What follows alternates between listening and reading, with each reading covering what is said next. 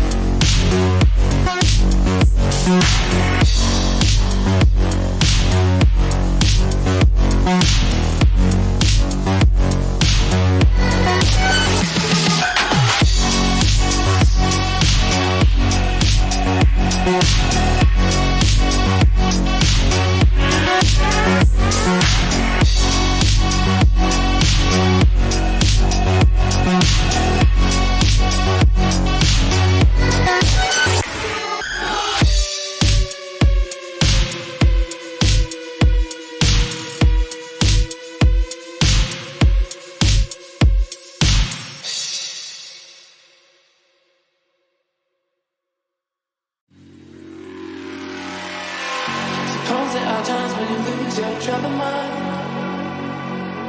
Suppose there are times when you're feeling unfound. Suppose there are days when your colors turn to gray. That's when you call me and know just what to say. We go out and on the night. We jump and touch the light. We dance and we don't sleep until we die. We don't have to worry. Drink up the night, it's early. Keep dancing, there's a time for running right.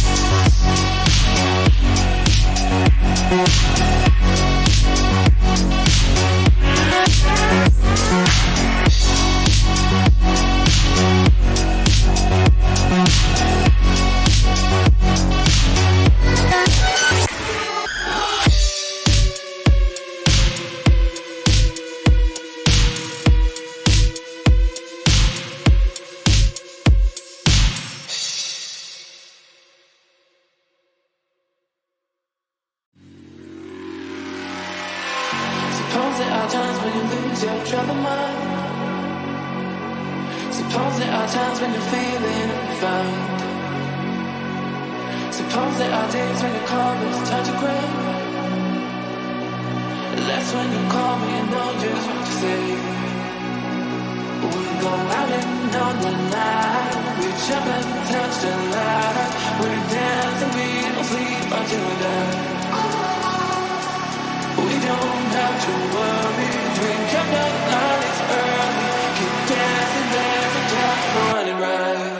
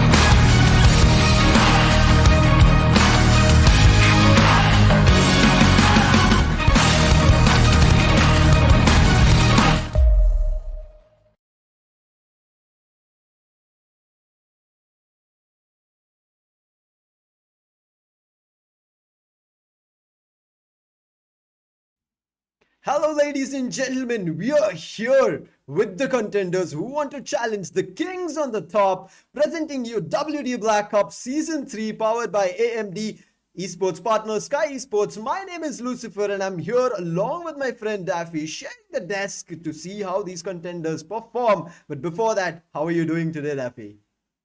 I'm doing very fine. Thank you for asking. Hope you're doing well as well. And Yes. Lucifer, it is an honor being alongside with you and casting today's matches that we'll have in this WD Black Ops Season 3. Well, previously on the previous seasons, Global Esports for consecutively 2 times they have Yes. won the King of the Hill.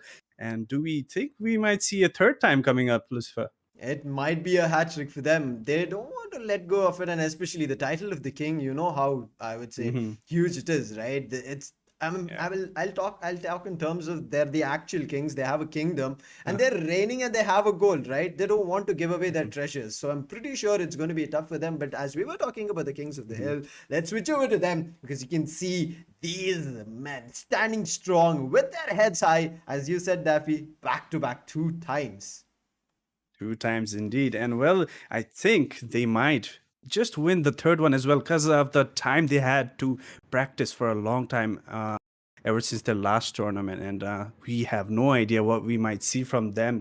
But they will be waiting on the grand finals because there are a lot of other teams on the line that need to go on that spot to actually contend global esports. Exactly. The journey is going to be tough. You might have seen their faces right now, thinking they might be your targets right now. They might be the ones and the final Mhm. destination you have to reach, but not that, my friend, because it's going to be a long journey. As Daffy said, you do Indeed. have to fight with the other contenders who want to challenge them. So they are going to be your rivals at the first, and then you will be able to make your stride, walk, and maybe even have a chance. I'm not saying you would completely because there's so many players as well as teams out there. But Daffy, if I ask you, back to back 2 times, right? That's what Global Esports have gotten the title as Kings of the Hill. Now, you do you think, as we were talking about it, the third time, especially this is their hat trick if they win that, do you think they'll Mhm. be letting go of it so easily? I don't think so because, at this stage and at such a reputable tournament, you Hmm. always want to fight for that prestige as well. It's not Yes. always about, just winning regular tournaments, but once you're winning those consecutive titles, there's a little bit of pressure on the team. Like, we've won this before. We Hmm. want to win this again. We have a free pass all the way, and we just have to face one team. You have all the time to prepare for them, and they have that upper hand. And personally, I think they have a very good chance for taking it third time in a row. Well, Hmm. total prize pool on your screen, guys. It is 10,000 USD on the line for the whole tournament. Hmm. It's gotta be one hell of a show, Daffy, because Mhm. everybody here is, as you said, right? For global esports, it's going to be a journey that they want to make sure consecutively keep treading on and win that title for themselves. But when there is the prize at stake along with the title, that's where teams will be eyeing for to get the, I would say, double treble in their favor. So, as you said, 10,000 USD is going to be the total prize pool, but the champions, the teams with the Mhm. first place, currently, as we said, the king of the hill, the most probable ones are going to be Global Esports. Whether anybody who's trying to contend them and snatch that title away can have a chance at $4,500, but the team getting up as the runner-ups will be having a chance to get $2,200 for themselves, and the third place, as you saw, will be getting $1,000 from themselves. But let's talk about the match that is going to be today. Oh. The first match that we are going to be seeing here is going to be M42 Esports versus Dream Esports India. Get ready because the action is going to be completely banger of a performance that these teams are going to be putting up. But Daffy, this is the first match, so Mhm. none of these teams have an idea about what they're facing or jumping into. Oh, definitely. And since a month, I would say there has been a lot of roster changes coming into Mm-hmm. this region, and even M42 Esports right now they have a new lineup coming into this tournament. I'm really excited to see them finally come into action, and they're going against Dream Esports India. Seems like another new team, maybe underdogs. You never know, Exactly. Lucifer. We might see a lot of new teams and making upsets coming with the big teams. And well, the veto is here as well. Vito right in It front of is. his screens, and you can see the ban here, right? Split, Ascent, and Oh. Icebox, Breeze, Fracture, and Bind. These are the bans. So I really like it because we know, right? Heaven is a map Mhm. where there's a lot of times the probable chances of a comeback. So that's what I'm more excited for. Yeah, definitely. Absolutely. Well, this is a best of one, by the way, guys. Mhm. This is a round of 32. 32. Yeah, so we are going to be having best of ones from tomorrow onwards. I believe it's going to be best of threes, Yes. but today it's just heaven that we are going to see M42 and Dream Esports going against each other. I think this is one of the most favorite maps in this particular region, and a lot of Mhm. teams are comfortable going to this map. And well, three sites, and there's so much things you can do, even on the attacking side, even on the defensive side. You can come up with a lot of plays, and if you even just change one agent composition into the team, you can bring tens and twenties of things, new things into your set pieces, and it's so Mhm. exciting to see and very hard to read. I agree with you. It's this map brings a lot of versatility. You will not be, Exactly. I would say, trying to figure out how that team plays out or what kind of an agent selection comes through. And especially this being the day one, the starter, it's not at all, I would say, easy to even predict. I mean, in general, we might maybe see a double duelist setup coming through, but as in how the meta has changed recently, we're Hmm. kind of seeing teams only relying on a single duelist meta and everybody else going forward and looking forward to fighting it out with more and more utility based setups. But yes, before we head over to the match itself, Daffy, we are kind of dressed Hmm. up, and I'm pretty sure our audience are wondering out there, these guys are sitting dressed up and it's not their usual get up. It's to wish everybody out there a happy new year. There's various different festivals going on around the globe, and that's one of the reasons we are dressed up, and to make sure we're kind of in the vibe of where everybody is feeling in the festive mood, as well as the start of a tournament.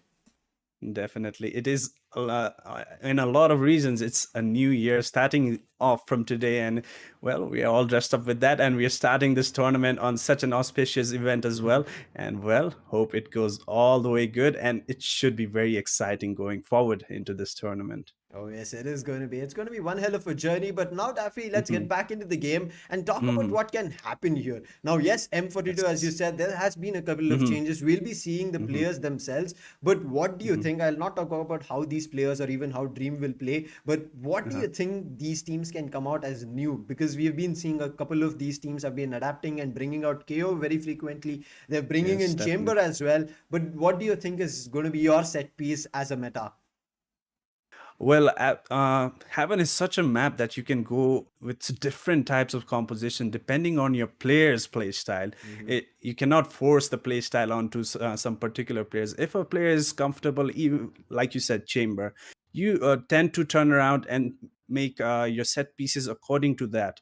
And Chamber is something that has been very popular on this particular map. Even Yes. people like that like playing Jet have been preferring Chamber because of the ability to rendezvous out Mm-hmm. of quickly out of position that you normally aggress onto. And Chamber has been a great addition, and we have been seeing a lot of breaches as well from a lot Oh of teams. yes. In the beginning, we didn't really see breach as the initiator. Now it seems like breach has become one of the favorite initiators on the map of Heaven, which is good that the transition is happening, and Mm-hmm. alongside KO as well. That helps so much going against aggressive teams that like to take early pickoffs, such as Chamber players. And if there's a Jet player that likes to go very aggressive and try and suppress them and send them off, KO has been a great adaptation by a lot of teams Yes. as well. Those are some of my takes on Heaven in the recent times of how teams are playing it.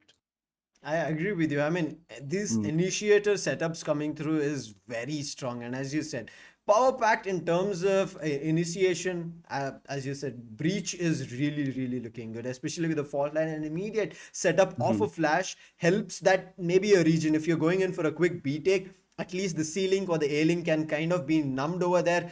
Players can be dazed and immediately the setup can be there either for a pick of a player, the first kill, or maybe even blocking of that A link or B link position to go for a quick plant and get back and hold off it Mhm. as a post plant fight. But we know Heaven, there's going to be a lot of things changing up. But what I'm more excited for, I know this is the first day as well as the first match. It might be too much to ask, but I want to see an overtime. Do you think that's going to be happening here, Daffy? Oh, I did not expect you to go for an overtime. I was hoping you would say some new agents, like Euro or Neon, I like want to see overtime. everybody going all Well, guns out today.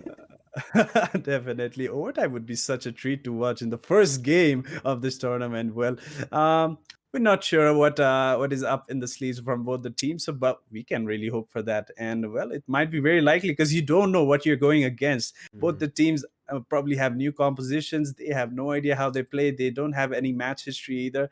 And well, Yes. it is definitely possible. That's one of the, I would say, crazy things here, that we do not have anything in terms of stats to rely on. This is going to be the Mm-hmm. start. And I mean, I could have taken the stats in case we would have seen these teams play in the previous WD Black seasons, but we have not seen them. And for that reasons as well, we don't have a clear cut picture of what they'll be doing on. But Mm-hmm. now that we are seeing Heaven, and we, as we said, there'll be other two matches as well. So I want to ask you, Yes. if not Heaven, what kind of which map would you have predicted, Daffy?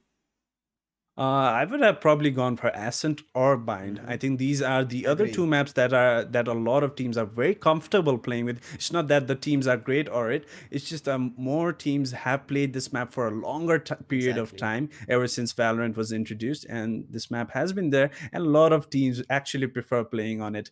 But it is such a 50-50 map, and you could never say this which the safer bet might be going into it. Yes. So if not Happen, Ascent, then probably Bind and Mhm. maybe Icebox. Even after the recent changes that happened couple months back, and people have been adapting to it, and it's great to see that.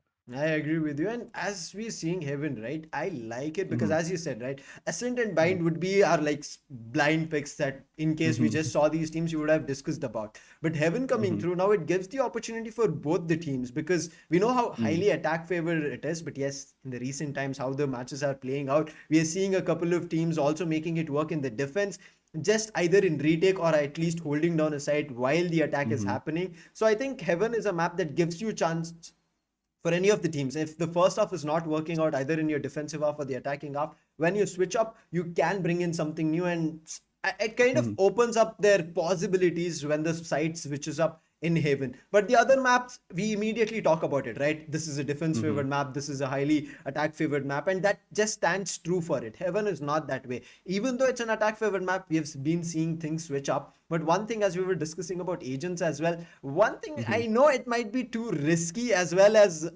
bold move doing it on day one itself, that's going to be bringing out Neon. Oh, that is exactly what I was hoping you would bring up. Neon, this pick on this map, never would have thought that it would be played so well. But recently, seeing some teams playing it to perfection when they Yes. perform that set pieces, I'm like, wow, you could play this agent like this, and this agent Mhm. has been in this game for so long. Why aren't people using this? And wow, I would really love to see a Neon come into play. I agree with you, Rafi. I mean, bringing these changes, as we were talking, right? There are a lot of times that when we talk about agent types, I would say picks, metas, we kind of tend to always rely with Jet, right? But yes, we Hmm. understand how Jet helps out the team, and especially being that main entry fragger, it's going to be very crucial for that Jet player to always have that responsibility of getting in, jumping up, taking Hmm. shots, and then immediately maybe even coming back, but or at least creating the space. But Neon, on the other end, yes, she's a duelist, but she can even open up spaces, get a frag, and immediately move into a complete different location because of her speed. I mean, from C to A, she can travel within seconds. Whereas Jet, yes, she Definitely. can travel, just like jump into, maybe if she's at C long, and she can just dash out and move into garage, but that's all. But whereas Neon, all the way to A, maybe even A shot over there. Quick rotations, indeed. That's actually a thing. The role that has been given to neon players in a team, play that rotation role, especially on that defensive side. You go on to pick on, supposedly say A long. You don't Mhm. see someone, you quickly rotate because you are that firepower of the team, and you want to be Yes. taking that initiations, and you quickly rotate to B. And if you don't see anything, you go back to C. You can do that so easily. You just sprint off, and you just get there in a matter of seconds. And the good thing, it recharges. So it's a Mhm. never ending thing. Exactly. I mean, whereas that we were talking Mm, about it, right? You have to get your picks to get that mhm. replenished. Otherwise, it's going to be difficult. But as we were talking about it and talking about these duelists, right? There's one duelist I'm missing. And especially because you have so much experience here, I want to put this out to you. Why is Phoenix not here in any game? Oh. I'm missing him. In heaven, we have seen him play brilliantly. I mean, we have seen Mhm, crazy IGL plays coming through, especially that we have Global Esports itself. We've seen Hellranger who was playing it and holding it mhm. really strong. But now he's nowhere. Well, that is still a mystery, and I have no idea why teams are not really using it. But me personally, when I switched out from playing Phoenix, was because of the utilities that collided with Sky actually, because Okay. the Sky skit was actually pretty much similar, you would say, but Hmm. she's an initiator and she has more value to the team and pretty much does the same thing as well. So why not play an initiator that gathers you more information and you can Correct. play as a duelist as well. And I think since the introduction of Sky, Phoenix has been gone. And well, the agent select is on our screen, and we are going to see Sky, however, on M42 Esports. You were just talking about it, and there we go. I mean, yes, a little bit sad that we'll not be having Phoenix. I hope somebody brings in, but as you were talking about Sky coming through, there's a Sova on Sai. There's going to be Venom playing the Omen, and then we are going to be seeing Rex on the Killjoy as a Sentinel and Hyper playing the Jet, and that Jet will be countered from Desi. That's going to be G-Man Esports as we saw. Artsy will be playing that Jet along with a double duelist setup. That's going to be on Arena. That's going to be Killtone. Then a Sova coming in as an initiator. You can never go wrong with that Sova. That's going to be Cry 2K. And then we are going to be seeing Sanskari. I really like this name. I mean, we are dressed up Yeah. as, I mean, traditional. So I'm going to be tending a little bit towards Sanskari for his crazy big brain Omen plays. And then there's going to be to represent the team itself, bringing out Desi. There's going to be Chamber over there. And as we were talking Mhm. about Chamber, the Sentinel, right? So he has that ability to rendezvous, and immediately, right? You Mhm. show yourself, your presence, you hold an angle, and immediately, if you get a pick, if you don't get a pick, you can immediately move into a complete different angle where nobody expects you. Exactly. There are a lot of possibilities on this map, particularly like the chamber rendezvous setup, especially that gets you into so many positions and like quick rotation that you can do, especially towards that A sewers, and you can quickly rendezvous out and help B if your opponent is getting into it. Yes. And I think chamber has been great, but I'm really skeptical about Jet, Reina, and then Chamber, because Chamber Mhm. we normally see being played as a duelist, and most of the Exactly. secondary duelists play it, and not the Sentinel player, because of the kids especially. But yeah, well, we will be jumping into the game as RTZ Okay. will be taking charge towards this A long position. Well, he's not spotted anyone just yet. Ooh, Killtone, he did pick one and immediately gets not an immediate trade, but still a trade. So M42 bring it back. They kind of stabilize in a 4v4 situation. The game has still not progressed further, but look at the late recon coming through. That's smart usage of utility here, Daffy. Definitely. Well, as we mentioned before, skies flash. Well, it does flash and gives you information as well. And that is a lot of information to M42 Esports. That is holding them back actually towards that A position. Well, now we see them rotating off. As they know, Dream Esports, they are not making their way towards A just as of yet. Now Yep. they have regrouped and looks like they want to hit that A side once again. Exactly. They're playing this smart. I think this is the main reason they wanted to play this slow is to know where the other agents are. They got an understanding that there's a 30 Sova and a seconds Sky, left. but where are the others? But right now that they've wasted time and it feels like M42 have kind of read them and moved into a different side, and this is what they wanted. They're already entered the side and go on. He's going to be finding one. We did see his name already as Desi. That's going to be go on Chamber and making use of that pseudo duelist as we talked about. And the spike is down, and now it's going to be 40 seconds for M42's retake. Let's see if they can. Well, they are in a retake scenario. 3v4. The good crossfire setup from Dream Esports already, but the kills are Oh, coming in the favor of M42 Esports right now. Venom gets another one, and Gohan all alone in a 1v2. He's spraying desperately through that smoke over there, but Venom is ready for it. But oh, he manages to take down Rick somehow, though. But that's all. And Venom, they had in 3 kills, Lucifer. in that retake, actually. Exactly. I mean, it was a disadvantage. The numbers were not favoring M42 over there. But the way Venom played and the right clicks, we really like that, right? The classic right clicks. I mean, I think it's named really well, the pistol classic and the right click along with it. It does Oh, the job. But yes. yeah, I think I need to take classes from Venom after this because none of my right clicks ever find any kills. Well, well, I think you need that Prime Classic, you know? True. That skin has aimbot. And well, second round, they are going to be down to pistols only. We do see a couple shorties, I guess. Sanskari, well, oh, in a very good position there. But Rix was ready for that, as Sai is going to be there to help him as well. They are taking charge toward this grass position, and there is just no space for them. Gohan. Oh, just rendezvous out just in time. But it does not matter. This is just the last two players. They're getting surrounded. Yes, Gohan finds one. That's going to be on side. But still, that's a single Spectre being dropped. And look at Hyper. Does not matter. He just has 7 in his health. But he just goes in, gets the last player. And it's going to be the Rena out. But Dream previously started off strong. Their way they took the control of A side looked really good. But somewhere their post plan did not work. And now I would say M42, they took the advantage of the second round, the half buy, I would say the bonus buy they can get into. They made sure it worked in their favor, not letting go of the round itself. They charged up directly till the attacker spawn and finished off the side. Now heading into the third round, you see good and better weapons to counter. Let's see if they'll be finding kill. Blackhawk will be able to spot one, but Killtone, will he be able to find that? Will he be letting Blackhawk go? Yes, Blackhawk actually jumps out and he saves himself. Guiding light coming to the rescue right over there. Just managing to get back and get the help of Baby Sai here, who's got a drone and get some information. He's just gonna get a couple Q that there are a couple players towards that window position, and Gohan is already spotted a player towards Silong. And well, look at Hyper. Oh, they are just charging onto him with that shorty, and Gohan is gonna be taken down. And that is a lot of information.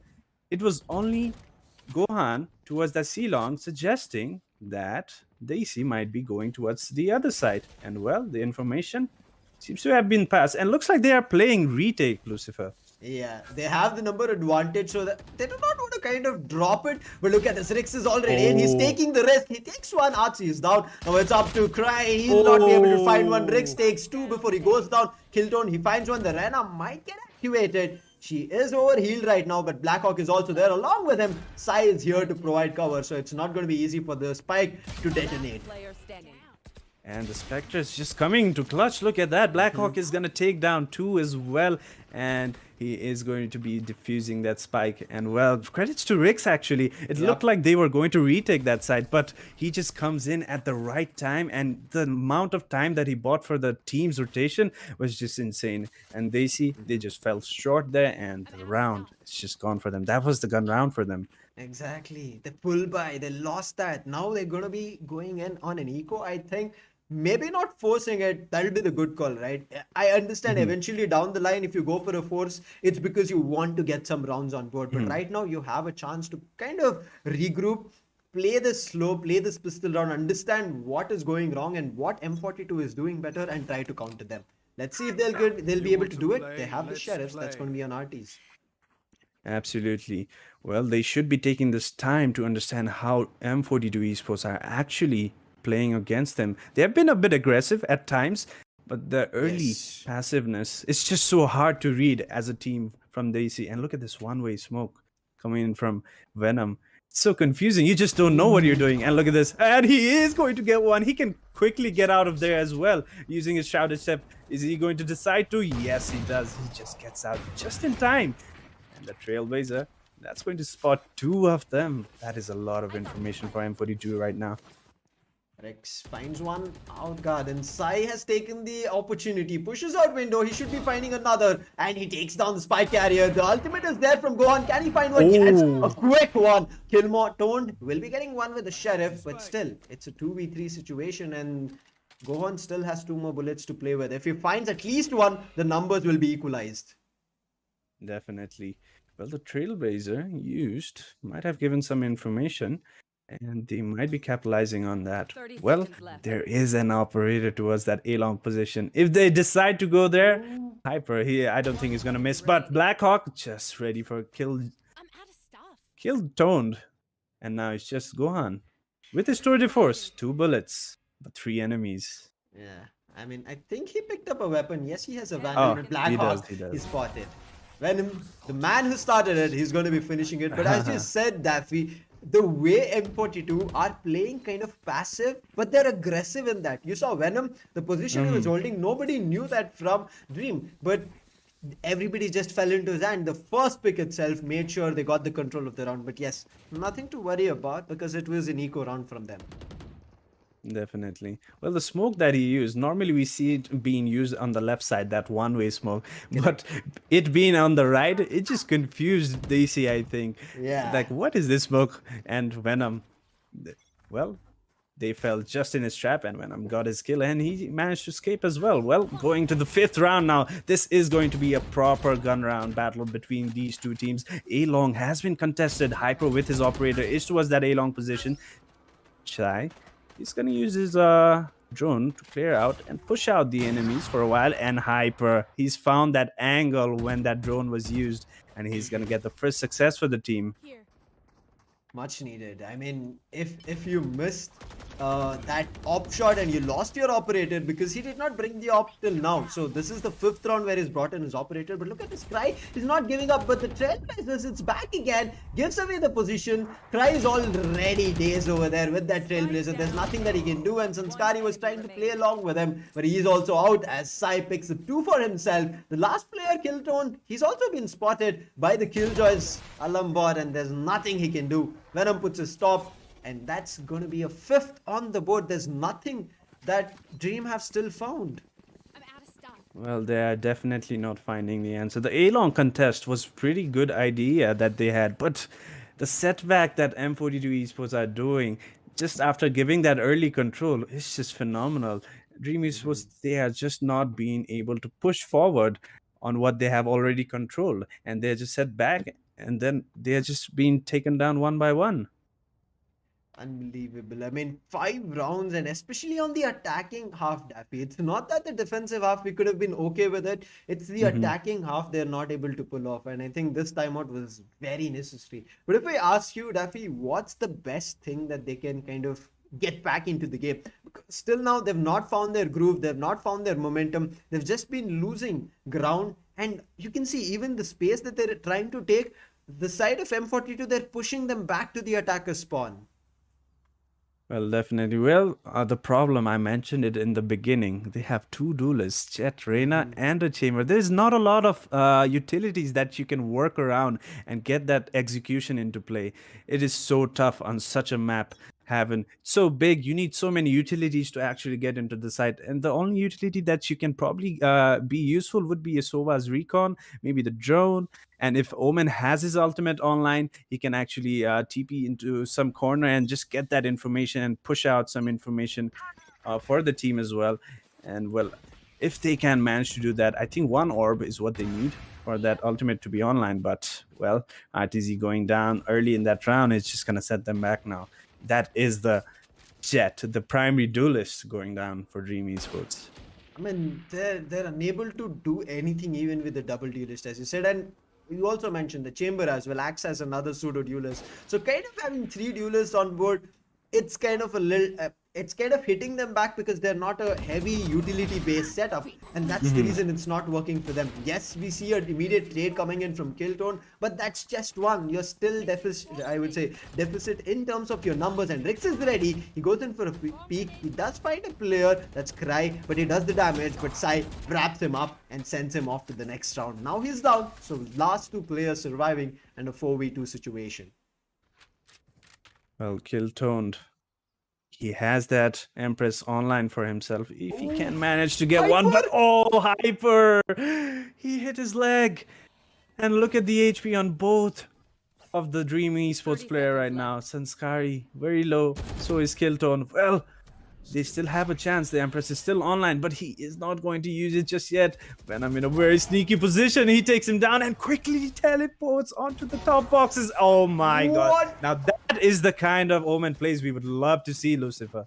I agree with you. We were just talking about it, right? The big brain Omen plays. And yes, I don't want to mention it. It's been quite some time that Astra's nerf is kind of playing through in the Valorant scenario. But that has helped Omen flourish. It has helped Omen to, I would say, spread its wing again. And you can see players playing it so good. Otherwise, it was Astra everywhere, irrespective of the map. Icebox, certain times you were seeing that they were bringing in the Viper just because she was so dominant and also kind of effective at doing damage. But now let's get back into the round. The 7th one, a flash works out, an easy pick for Blackhawk. No cover there from the window. Well, definitely. That is something you would see with the Phoenix as well. And well, now you're seeing Blackhawk doing it with the Sky. It is so effective.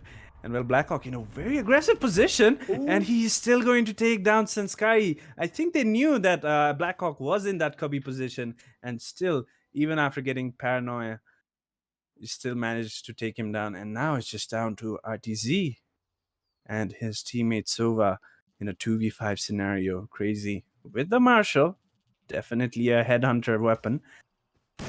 Big kills would be rewarding, but Sai is gonna take him down, and Rix. RTZ is gonna be knifed from Rix, and a dominant performance continues from M42 Esports, 7-0. They're rubbing salt on their wounds right now. That's all I would say, Rafi. But yes, irrespective of whether it's a duelist, whether it's a sentinel that's performing on M42, they're playing together as a team. They're kind of using their utilities that works in a cohesive manner, because of which there is no way of Dream kind of answering back. I think that's what Dream needs to start doing. They have to find trades, and that's where they can be kind of performing better. Well, definitely. Well, this A lobby control that they're trying to get has been very good. Look at this. Now they are getting slight control now. If M42 Esports, there you go. That initial pick, it's just gonna set them back. If Dream Esports can actually just push onto this and just not be set back from what M42 has been doing, they might actually have a chance. But the quick kills coming from M42 Esports is just too good for them to counter. They kind of brought it and slowed it down. But as you were saying, right, taking the A lobby control, it's kind of working, but it's only, I would say, getting stuck at A lobby. They need to start pushing back the players of M42. But look at Venom's position. He is reading this, right? If there is a rotation coming through, they think even to get back to B or C, they'll be stopped right in their journey. But right now, let's see if they'll again push here. There's just a single bullet here from Hyper. If he connects, that's all Rix needs. Rix has the information and Rix is ready to provide cover. He drops a turret and immediately he does some scary, goes back. Venom is ready. And Venom taking all the last kills here, Daffy. All the last ones. He's just like, okay, you guys have done. I'm going to be getting the round to you guys. And this is the 8th round. Only 4 more to go, Daffy. Only 4. Well, definitely. And look at Venom, 12 kills, 0 deaths. He's on a roll right now. He is so dominant right now. He has so much impact right now. He's getting those early picks as well in the early rounds that we saw. And now he's getting those finishes. He's getting those information for the team, cutting off rotations as well. He's playing a very big, impactful role. And look at his position right now on the top of green boxes towards that seaside. Those are the type of positions that you can get onto with Omen's kit, and it is so helpful. Scout destroyed. Let's see if finally Dream can kind of find anything, even a Thrifty. I think if they find a Thrifty, Daffy, they kind of can get the confidence back. Right now, we were talking about the momentum, the picks, but it's right now for them the confidence that they need. If they find it, they should be good. But again, RTZ is always being the first player to go around, and it's becoming a huge upset for Dream here. And I think they're unable to do anything, but they creep their way in. But still, Venom finds one. Venom finds a second. This man is on a roll of these kills and nobody's able to stop him. As you said, 0 is his deaths, not his kills, and it's still popping off. And Blackhawk with the 3K puts an end and gets the 9th round online. And it looks like M42 they want to have a clean start for themselves here in the start of WD Black Cup Season 3. It looks like their new roster. It looks like it's shaping up pretty good, Lucifer. What do you think of that? I agree Looks with like they you. have found their synergy already. Yep, I mean, Sai playing the role, and I'm pretty sure he's playing the IGL role over there. We even saw it in the agent selection screen, so he's doing a wonderful job. And we've seen him, right? Whenever he was going all as an IGL, we've seen him as a duelist, and now that the duelist mindset is there, he knows how kind of he needs to tune for the opponent and how they will be looking forward to entering. But now Killtone, he waited, but Hyper immediately gets one back. Yes, not the same player, but at least a pick. But look at Killtone, he's creeping in. He's already on my the side. goodness. Can Venom fall for the first time? The sounds are being heard. Killtone, no, he'll not be able to, but Venom falls for the first time in the entire 10 rounds. That's his first death. Well, about time.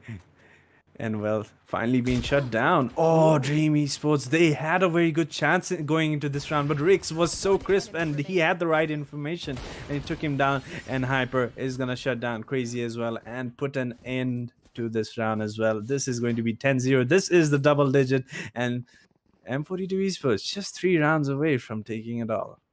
I mean, right now it's just becoming 3Ks from everybody from the team of M42. We saw Venom getting, we saw Rix already getting one, Blackhawk just got in the previous, and Hyper just getting in the round that concluded. The only person right now left for a 3K, I think, is Sai. So they kind of can start battling in between themselves, but this tells you, right, this immediate change coming in, and as we were talking about the roster change, the agent switches up, I think that's what is confusing Dream here, and they're unable to kind of get their footing in the game. Well, definitely.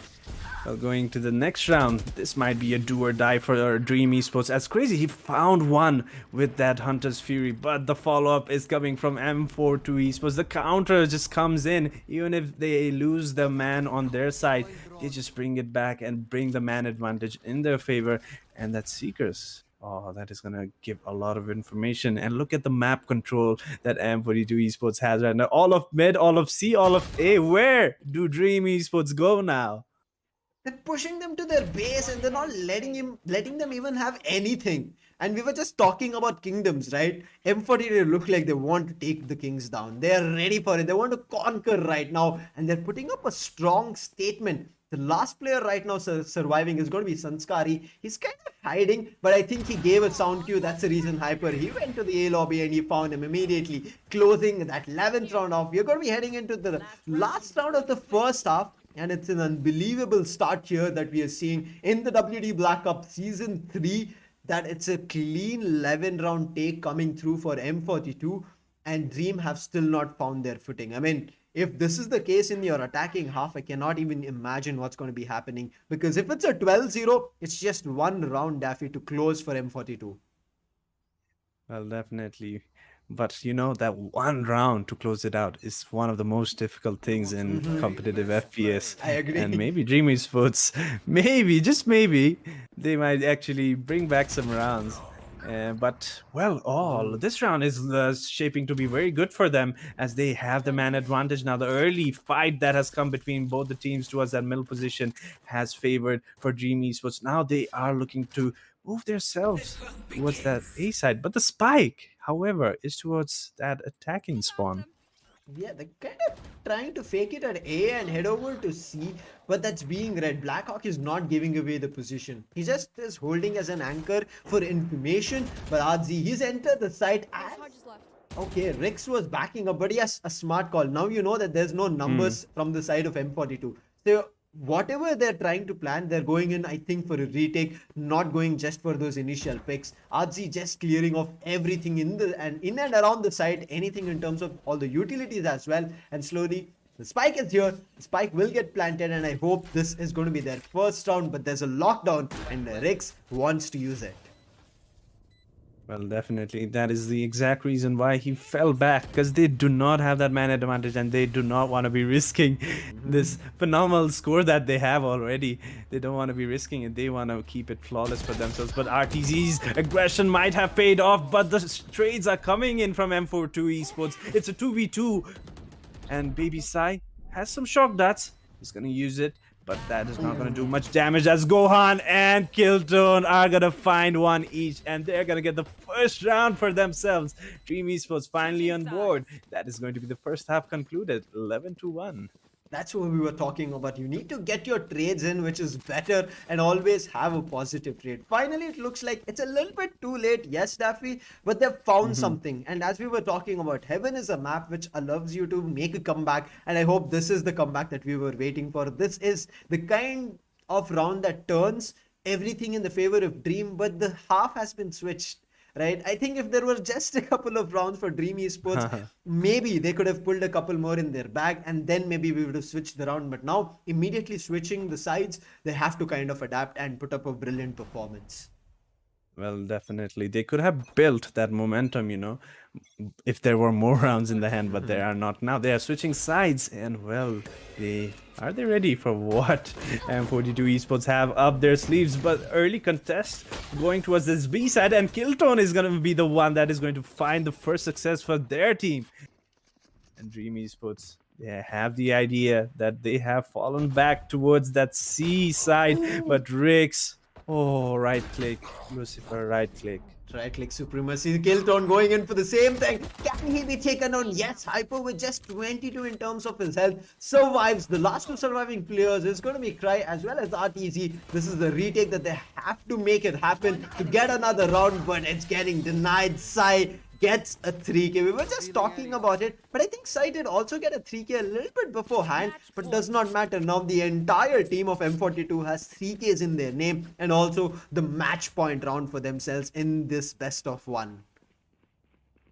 Well, definitely. Just one more round. That's all they have. M42 Esports, Dream Esports, they cannot lose any round now. If they want to make this comeback story possible, they have to go on a roll with what? 2 marshals, a judge, a sheriff, and a classic?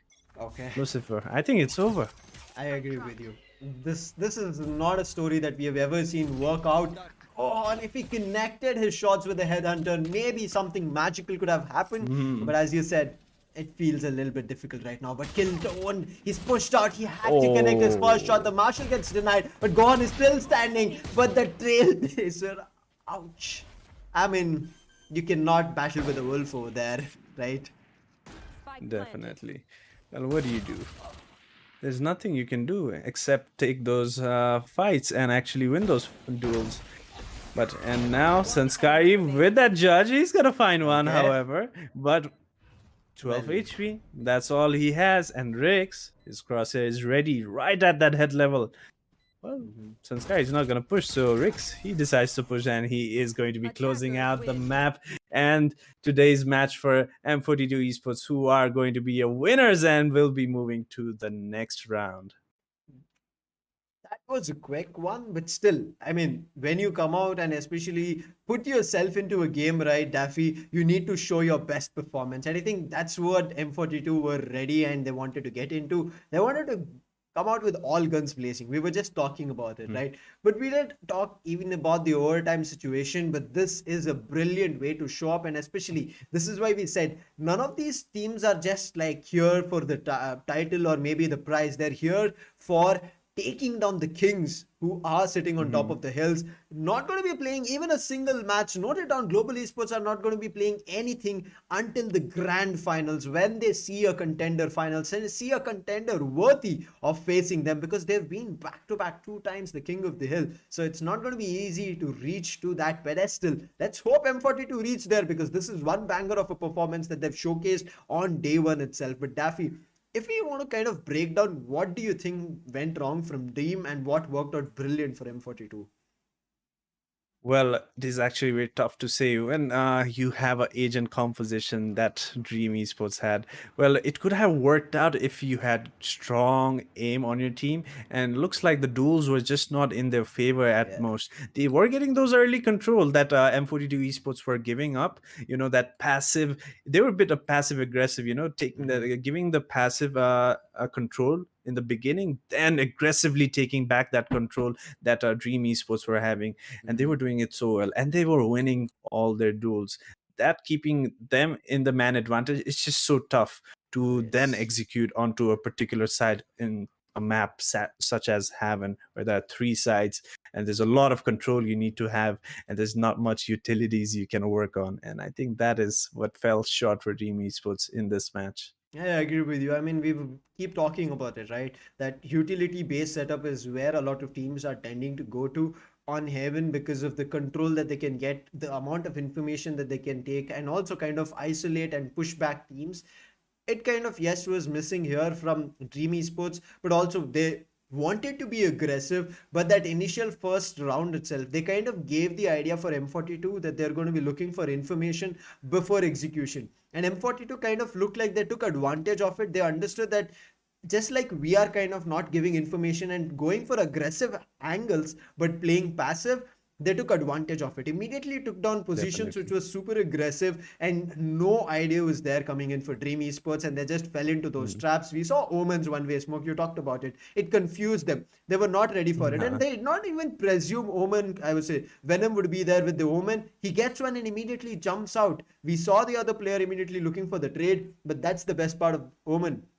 You can take your shot and step definitely. and run away. Definitely. Not just being a controller, you're just giving smokes for your team. You can use it to your own advantage, set up plays for yourselves, and be on the top of the leaderboard as well. As we Yes. saw with Venom, he was Mhm. top fragging for the team. He was zero death for 10 rounds. And he has been playing that role so perfectly, supporting his teammates, taking those duels as you should in a team as a controller. And that was great example from Venom. And it's just so good to see him be back in this form with a new roster. It's just so Yes. amazing to see him back. Exactly. M42, there was a brilliant synergy in between that team. Even in Mhm. the round that we saw, right, with just a Spectre, Rix bought time for the team. And that's just Oh because they yes. had the numbers in terms of advantage. They had all the five players standing, so they did not have to worry about it. So Rix said, let me just go look forward to, maybe either looking forward to information or kind of trying to delay. He got information, he delayed as well as found picks for himself. And there was the numbers already falling down for the side of Dream Esports. They could not do anything. And I think these are the kind of plays that M42 are doing. You kind of think Mhm. that they might not be there, but they're there. You might think that you can creep in, but M42 are reading, and they understand that once they Mhm. even kind of let go of a position for a second, they understand there can be a situation that somebody could have creeped in. And every time when they were Mhm. looking forward to taking back that space, they were going and Mhm. checking it. They were not just running. We've seen, right? Very Mhm. frequently it happens. Competitive players kind of tend to believe that within a second there shouldn't be anybody creeping in, and they just go with their knives and start running around and get taken down. But M42 were ready for everything. They were very sharp and precise and very cautious from the first round. Definitely.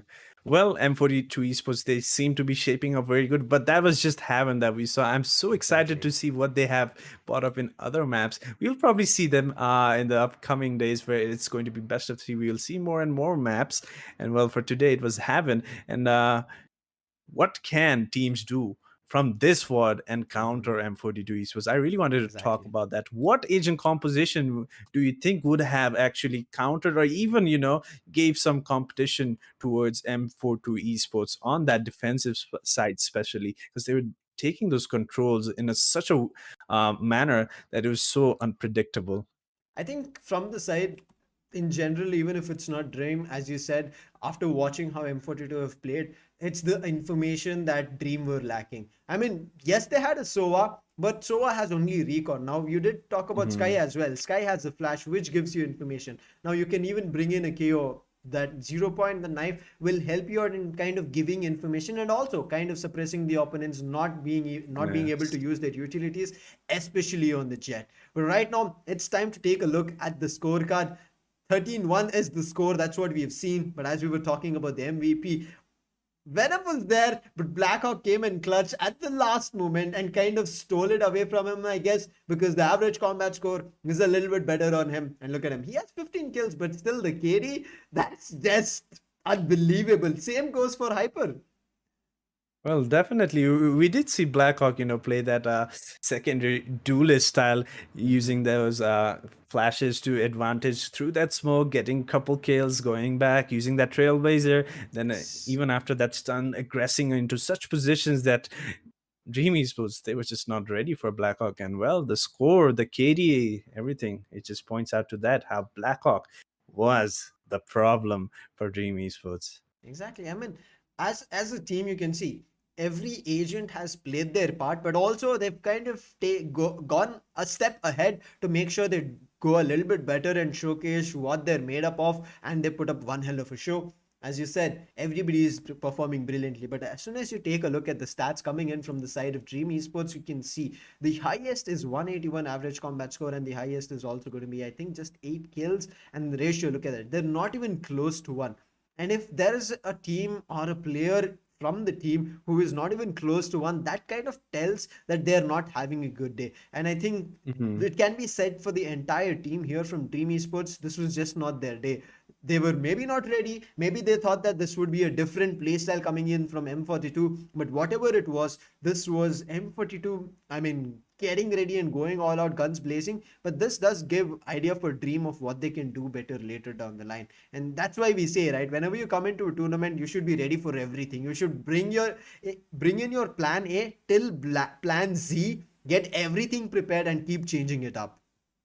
Definitely. Well, Dream Esports, they will definitely have that experience and they will probably learn a lot of things Mhm. after playing today's match. You know, if they look back at this VOD, they'll see what was lacking for them.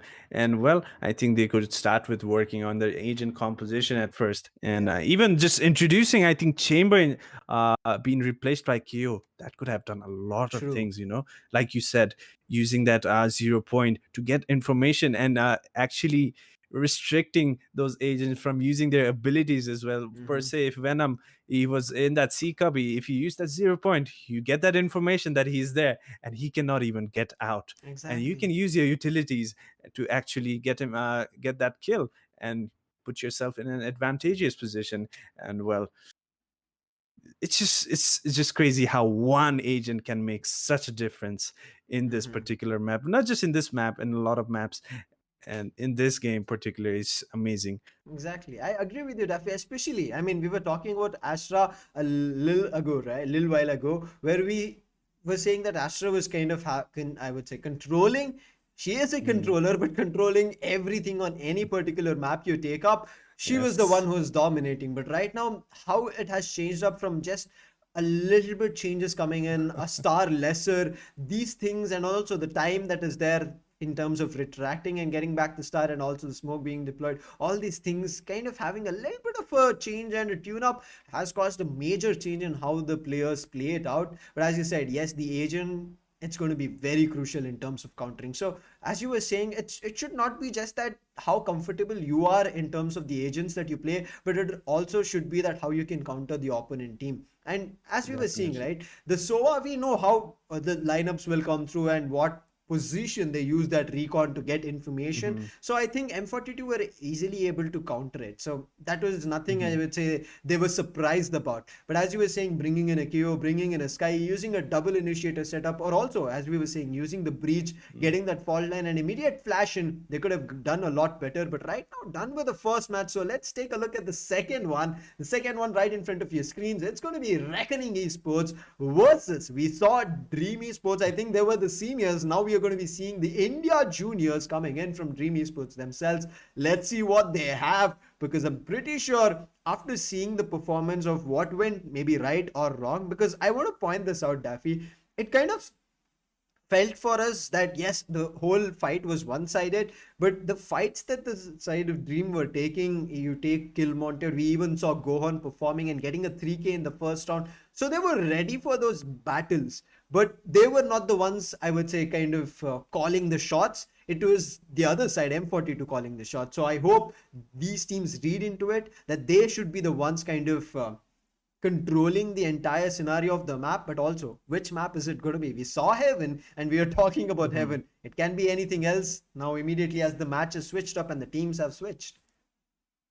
Well, definitely. Would love to see another Heaven as well, because this Yeah. is another Dream Esports lineup. This is going to be the junior team. Maybe the junior team is actually better than the senior team. You never know. Maybe Yeah. Reckoning Esports, they will have a tough time going to this map. And well, it is Heaven Lucifer once again. I guess this map is just everyone's favorite. I mean, as we were saying, right? It kind of gives you the opportunity to make a comeback. But as you said, Dream Junior, and there's a lot of potential in the young players out there. And I think that's one of the reasons that we are going to be seeing maybe an upset happening here. But because this is the best of one, both these teams know that they're right at the edge of the needle. And if they make even a single mistake, the entire map can be lost. So I hope they're going to be playing better. But not in terms of talking a lot about bans. You can see Dream, they'll be banning Breeze, Ascent, and Icebox. Reckoning will be banning Fracture, Split, and Bind. I mean, as Heaven is already there, these maps not coming into the picture, so we'll not be talking about it. But I hope at least we have 3 matches today. One is already done. At least on the last one, we see a different map coming through. But now Heaven coming through again. What is your thoughts, Daffy? We were talking about the agents and everything. Let's step a little bit back from the agents. I want to ask you, in terms of the play style, is there going to be a switch up from both Reckoning and Dream, where we saw M42, they first, once they got the information and they started pushing up in every other round, pushing the attackers back to their spawn. Do you think that's going to be happening here again? Well, what I think is Reckoning Esports, if they watch this match that happened recently with M42 Esports and Dream Esports senior team, well, they will probably have that confidence to do the similar things that M42 Esports were doing on that defensive side, taking that control all over the map, actually, not just one side, just pushing middle, taking that C copy, taking that A lobby control. I think Reckoning Esports, if they do start on that, oh, they are on the attacking side. My bad. I did not notice that. But, well, if they're on that attacking side, I think they're just going to rush all the way towards particular side. They have a lot of sets pieces that I've seen in this particular map. This is one of their best maps Yeah. and their first pick, actually. And they are very scary on this map, actually. And Mhm. what we have seen, they contest for that A lobby and C control a lot of times. And if they do not get that successfully, they tend to regroup and hit another site together, or maybe a split that comes into it. But the way they play is so systematic and very scary to see. And from Mhm. Reckoning Esports, I think they can comfortably take this map. I mean, they have to. Every team has to, whoever is playing in the best of fun, because that's all they have got to rely on if they want to Yes. continue the journey. They cannot kind of Mm. rely, okay, this map went bad. We'll look at it on another one. There's no other one, guys. You have to perform in this one itself. It's going to be tough, I understand, especially being the first day and also the first time you're ever seeing this team.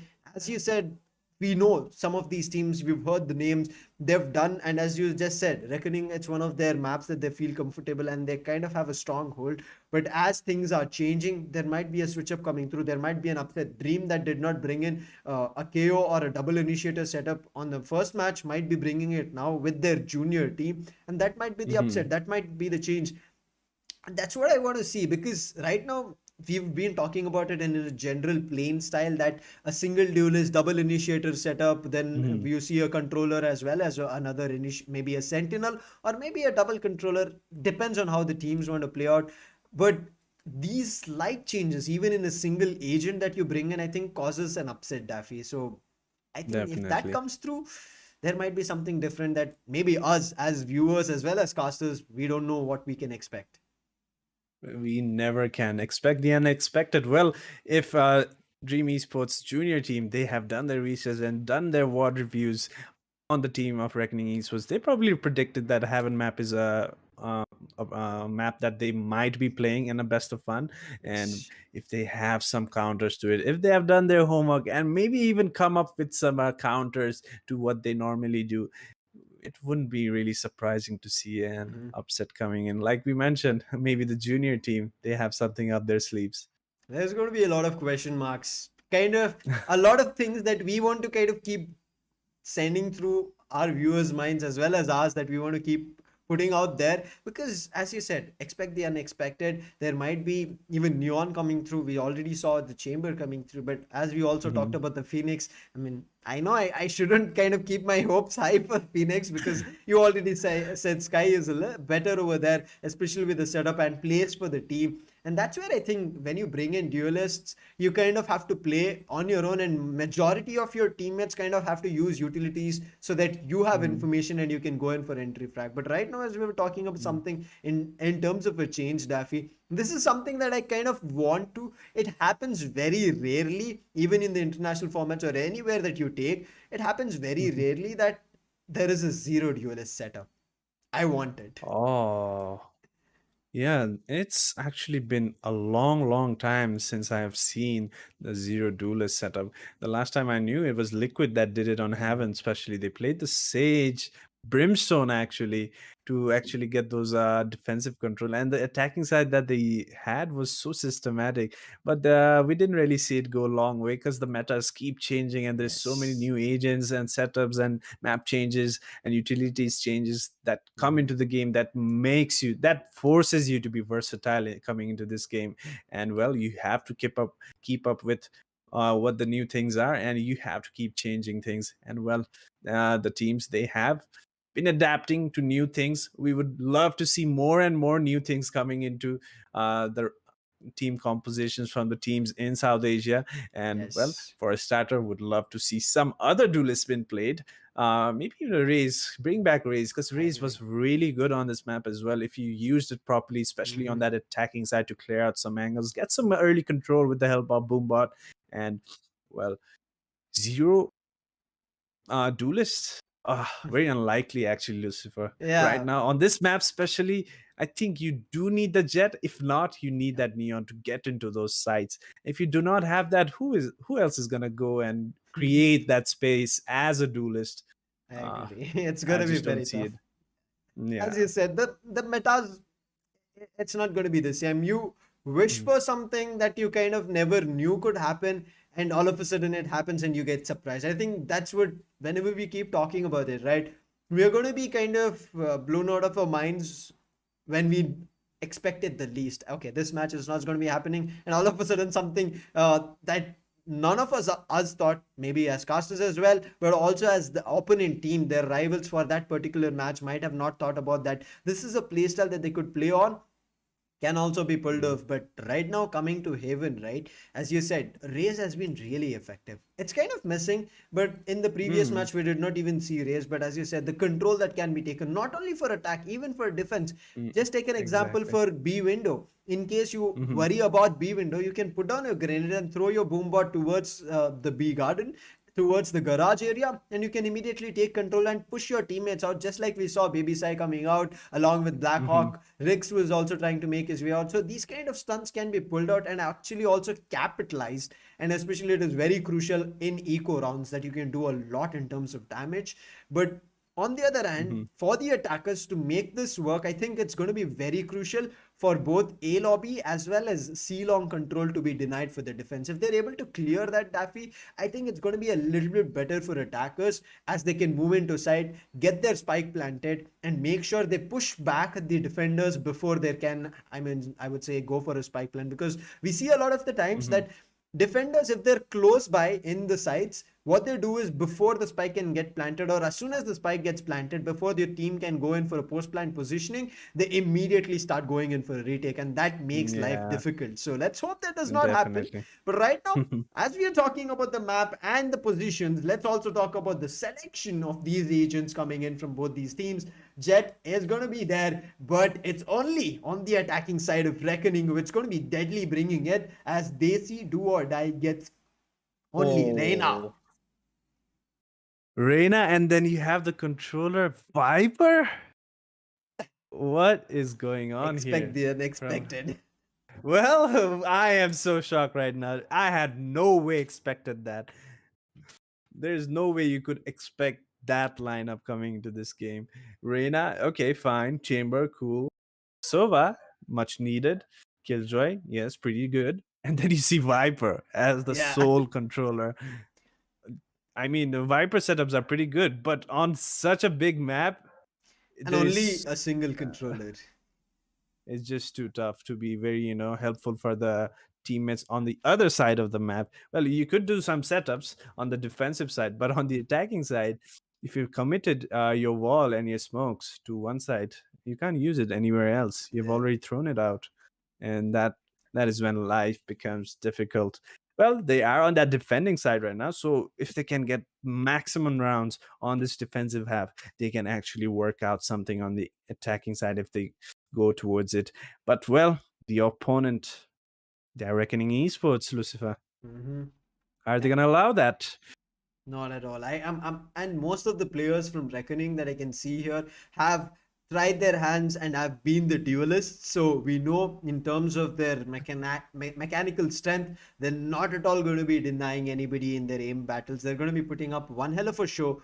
But again, it's a matchup, it's a team battle. So if you make small mistakes and kind of even for your teammates kind of give away a position and it becomes a kind of a small mistake, kind of becomes weak, and then you start falling and losing rounds. So once that confidence and momentum breaks, another team can completely push forth and become like the dominating team on that particular half or even the entire map. So it's just a couple of seconds or minutes before we start it off, and okay, it's just seconds. As I say, you're going to be heading over to the first round itself. Let's hope this Viper 404 not found, that error does not happen here, does not make a mistake. If that happens on the defensive half, as you said, Daffy, if you lose a lot of rounds, then in the attacking half you have to commit to a site where you have deployed your utilities. Now it looks like a quick B execution coming through. They've gotten the information. Reckoning going in for a very fast plan. That's a smart one, and they'll be looking forward to back off. Herbalist, he's here with a chamber, but before he could do anything, they've already planted and backed off. Well, he needs to be very careful, Pixel. What? He's watching the flank, but whiffing those shots is so unlikely him, and he gets punished for that. But there are more players watching that flank. Defuse. And the defuse, it's happening! Oh no, the diffuser, he gets down, but Herbalist, quickly, he gets back onto it. But the kills are coming in from Reckoning Esports. Deadly alongside Rio are gonna put him down. The spike, it was almost diffused, Lucifer. So close that I think the recon and the spam effort did not come through at the right moment. We would have seen the first round going in the hands of Dream, but I don't know. Even the start, when that backstab started to come through, you saw Do or Die. He was just running out with his knife, and then you saw Pixels missing his shot. So I don't know where that first round was going, but nonetheless, Reckoning got it back in their hands. But also, it was very crucial because you saw they themselves went for flanks, and I think that worked out better. But look at this. The force coming in from Dream, they went in for the Spectres, and that Spectre gets denied. Okay, wait. It was only one, I think. Do or Die had the Spectre, but nobody else. It looks like miscommunication from the side of Dream Esports, not being on the same page. And well, Harsh, he's gonna push all the way towards that defending spawn, and he's gonna get one. And the flank is getting flanked now, and Deadly, he spotted the last one as well, and Hirsch is gonna clean it out, and a flawless round coming from Reckoning Esports. Well, mind you, I think it's the sixth player for Reckoning Esports that is playing today. Instead of Smoka, if I'm not wrong, the names Harsh is being filled in, and we see Badlavan actually playing that Killjoy. We normally see him play that Chamber recently, and he's been so great and deadly, so scary to predict how he plays. And he's been given the freedom from Reckoning Esports to do whatever he likes, and he is so impactful. And well, now we're seeing him on that Killjoy. It's just very uncommon actually to see. Yeah. That's what we were talking about, right, Daffy? There's going to be some switch ups coming through. Kind of, we'll be getting a little bit upset, but right now let's walk into the round itself because it's going to be a full by fight coming in from here. Dream, can they pull it off? No, they're falling apart. 404 finds one, but that's the only one because Deadly goes in for a 3k. He can go in for an ace if he wants. He's already found the first three frags, and now it's the last two surviving players who can look for a... Okay. Before I even talk about a retake, I think it's going to be a little bit difficult, but still, Tilon, he wants to make sure it works in the team's favor. But still, the ace can still be found. Deadly holding a brilliant positioning. Nana Swarm should push back the Reyna, and yes, that has done it. And Deadly finding his fourth, 3 HP. Can he find the ace? Because Do or Die, they see, he's also low, but no! Nano Swarm takes Deadly down. What? That is so unfortunate. Or is that just griefing from his teammate, right? Well, you want your ace? Well, no, you're not going to get one. I'm going to find that fair one. Oh, Do or Die. He's going to find Bad Love. And get that Phantom upgrade as well. Well, that's a good win for them. And well, okay, the fourth round is going to be commencing now. Reckoning Esports, a very good set piece coming towards that ace set. And Deadly, once you set him up, it's just a Deadly show then. Yeah, it is. But I cannot believe my eyes of what's happening. First, we see Badlao taking his own teammate down. Yes, as you said, it's kind of a mix-up. When the Nanostorm was about to get finished, went in for an updraft. It was his bad also. It was his fault. But on the other end, then Badlao just goes in running around, not checking every corner, gives away a free phantom. I hope that does not kind of bite him in the back later down the line. But again, a quick B.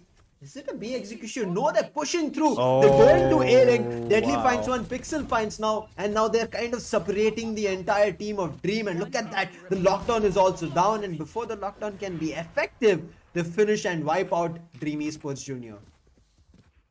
Well, that was another nice setup that they had, going towards B, towards A, and Dreamies was. I don't think they were ready at all. We could see them rotating towards that B position, and everyone going down. And Reckoning Esports getting that flawless round, 4-0 lead already, and now we see them moving towards the C side. Let's hope Dream Esports Junior finds something because Reckoning, they're just too quick. I think the only way for Dream to find something here is going to be trying to slow down Reckoning because the way they're executing, look at them. They're not even looking for any backstabs coming through. They're just running through, going in for the side take, and there's nothing denying them. Finally, the Nanostorm does slow them down a little bit, but this pipeline, it's still coming in for C long.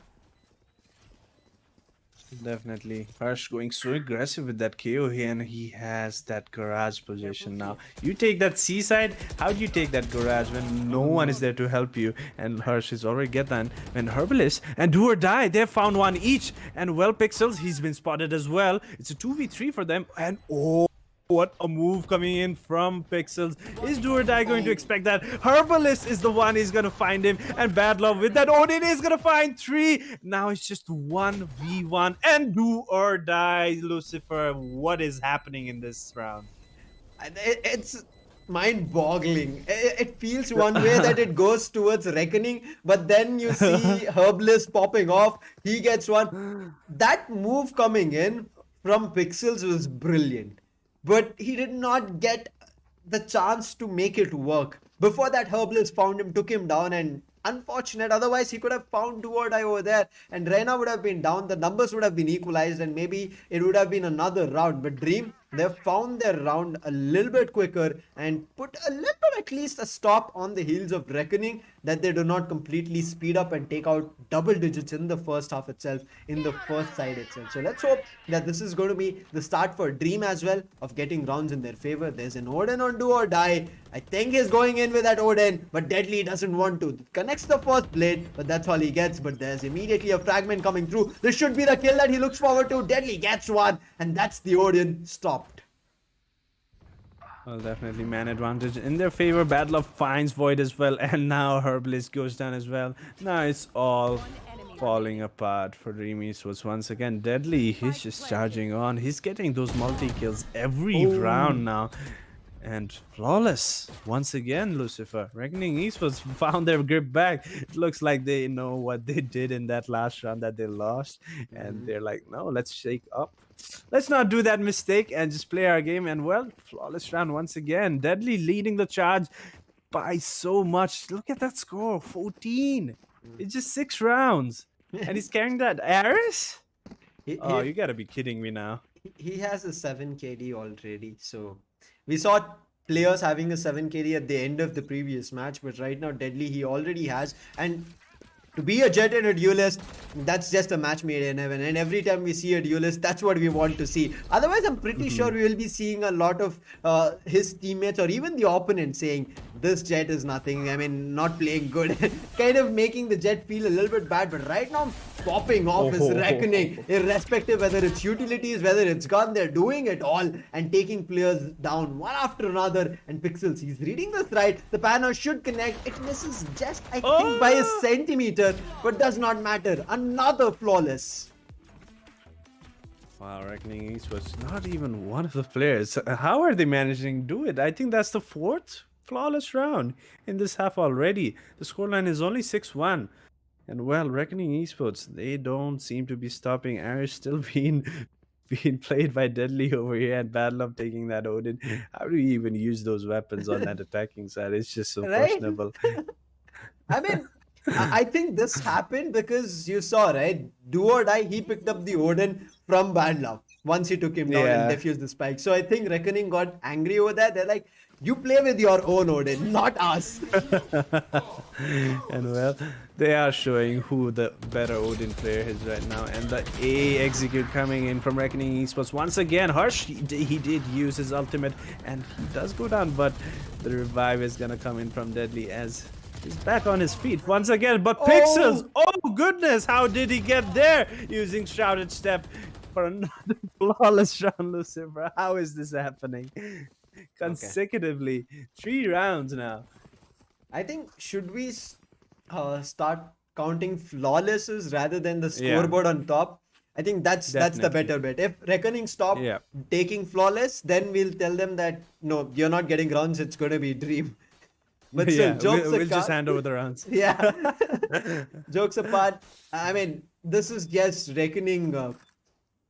I don't know how to put it that so that it does not feel kind of favoring only Reckoning. The way they're able to dominate, there's nothing.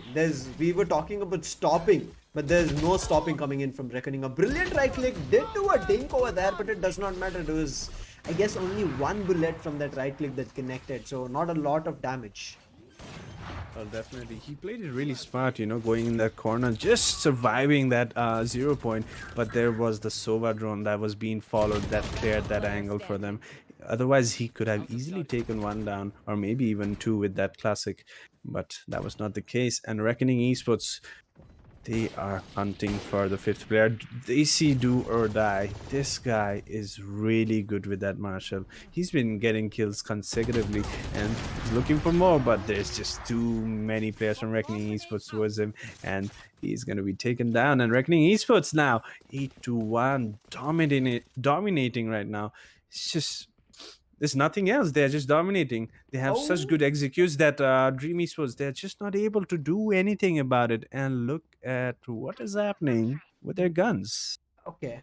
I mean, Both sides, actually. Both sides, Lucifer. Not just one. oh, It's both 3 sides. Odins versus 3 Ops and a Guardian from Bat. Okay, come on, stop playing with our feelings. Okay, if you pick Guardian, play with Guardian. Those shots, that's a those bigger stabs, challenge. exactly, right?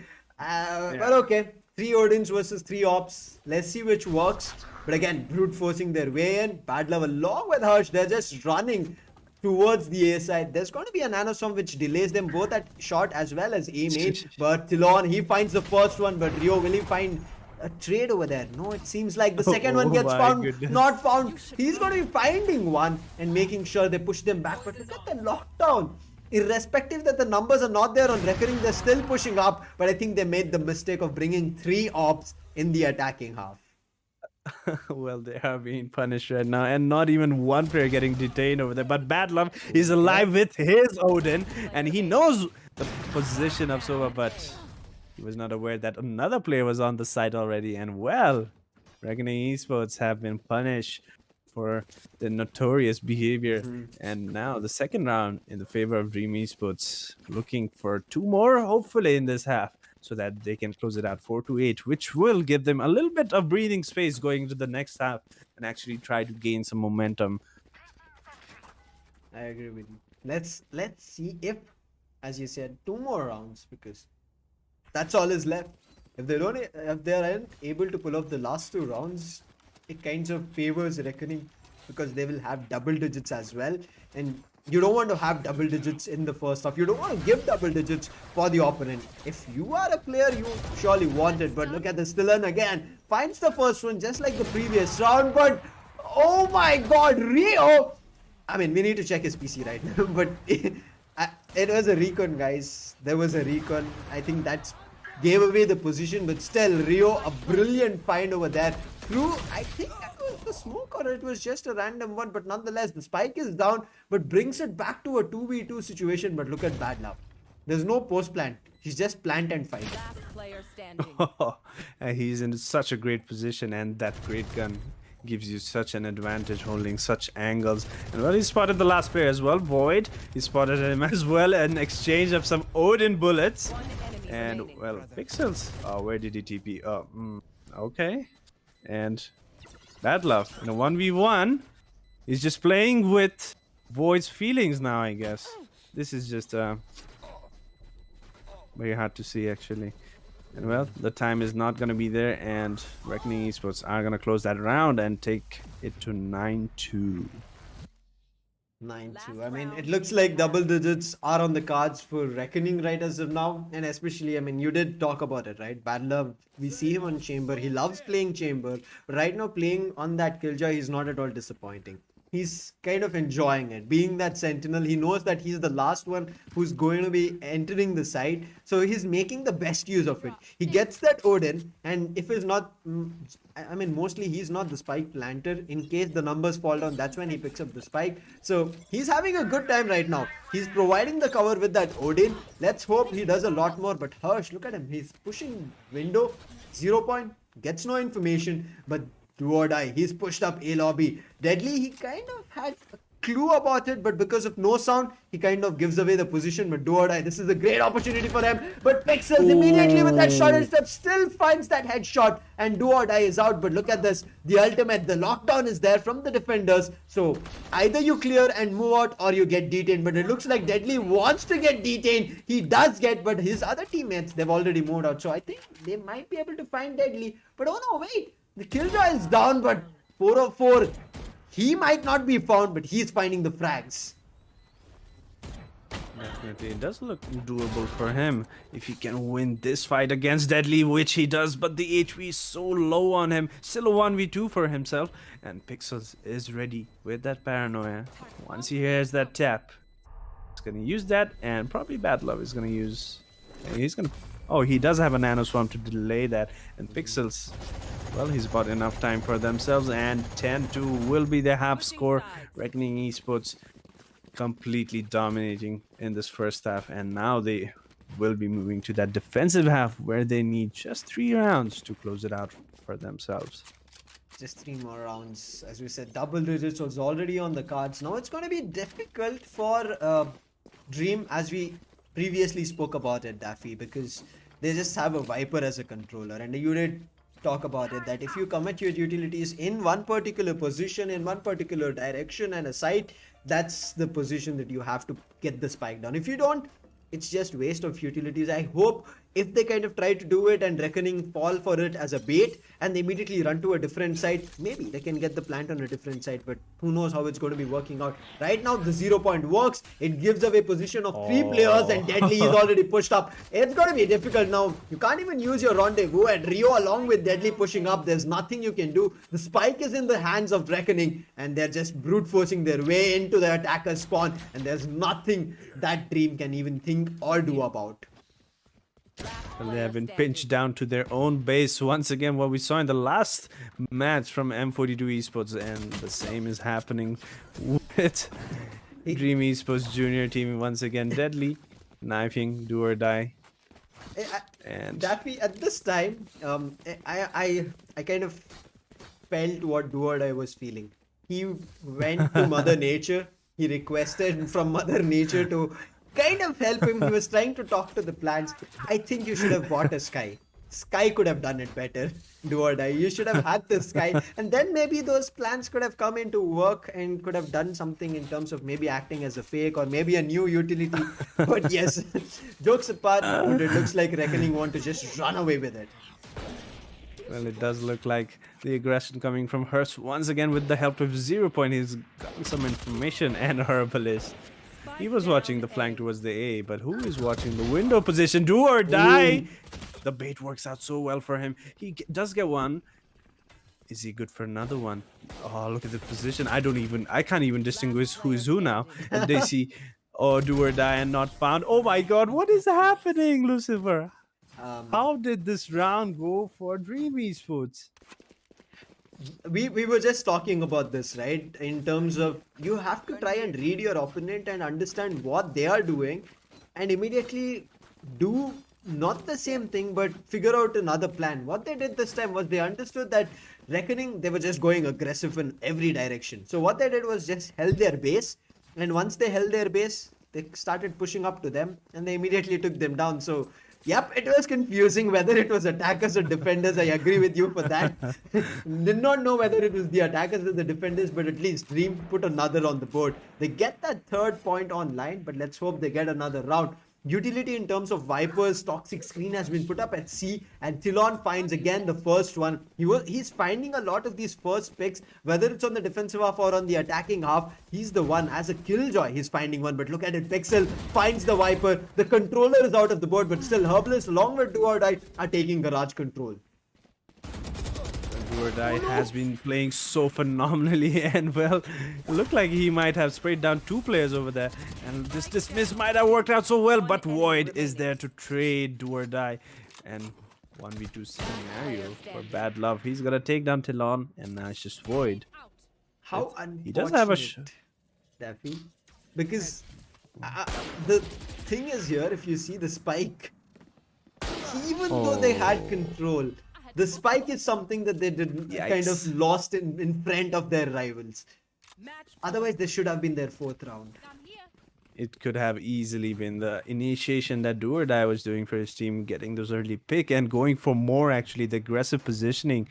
And it could have rewarded in a round, but Bad Luck, the clutch king for the team of Reckoning Esports, he's going to take the 1v2 and give the match point for Reckoning Esports just one round away from going to next round.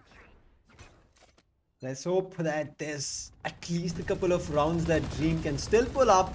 But as you said, it's the match point for Reckoning. They don't want to prolong this further. And look at this, Deadly is already in. But before that, Harsh starts with Do or Die and Herbalist again, holding that crossfire. Gets one more, but I think Void, he's done for. Harsh finds one. There's right clicks coming through, but immediately Void finds Harsh. Bad Love finds one. Still unable to figure out which way and which direction this game is going in. Whether this is going to be the end. Yes, Reckoning can have a chance. No, this... Careful here. I can't Oh, do look it, at Bad man. Luck. They're playing with the sixth. They're fighting with the sixth player here. That's going to be the Killjoy turret. Standing. Oh, Do or Die. Right to Once again in clutch. Do or Die has been doing so well for the team, Yes. if you ask me. And if we can look at the scoreboard, I think he's definitely at the top, alongside Reckoning Esports players as well. Well, one more breathing space for them, and well,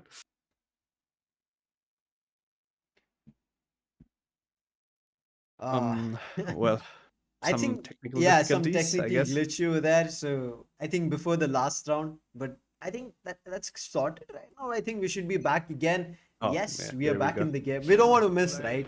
I mean, we don't know Yeah. whether it's going to be the end, but let's hope it's not. But Rio, he finds the first one with his sheriff. That's through a wall bang as well. So I'm not too sure what Dream can do in terms of a counter here, Taffy. Well, yeah, there's not much they can do, and just hope for Reckoning Esports to do mistakes, actually. They are in such an aggressive position. Look at that. They're all pinched down toward that C-long position. They don't even know that C is actually clear. And, well, they have to fight for the flank now. And the flashes from KO is just so strong. There's nothing they can do. And the detain is gonna come. enemy remains. Oh, goodness.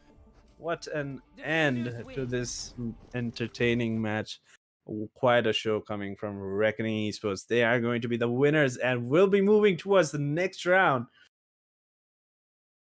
Oh, Well, a journey here, Daffy, that we didn't want for it to come, I would say, to an end so early, but it's just the start, right? So you understand that there are other teams there are teams who are looking forward to, I would say, brute forcing their way, getting as quick as possible to the top of the hill to challenge the Kings. That's what matters. Now, whether you place second or third, that's not, I would say, the thing in question. The thing in question is you taking down the Kings, who have already written down history for 2 times. And we talk about it, right? History is not kind of written in stone that will repeat throughout the decades and years coming through. History is what you Absolutely. make it. You put it down, and the Absolutely. next time we'll be talking about you. You're the ones who've made history. So these teams are packing that aggression and heat and pushing through. So I think this is a good start for a couple of the teams, a Yes. bad one a couple of for the couple of teams that we have seen.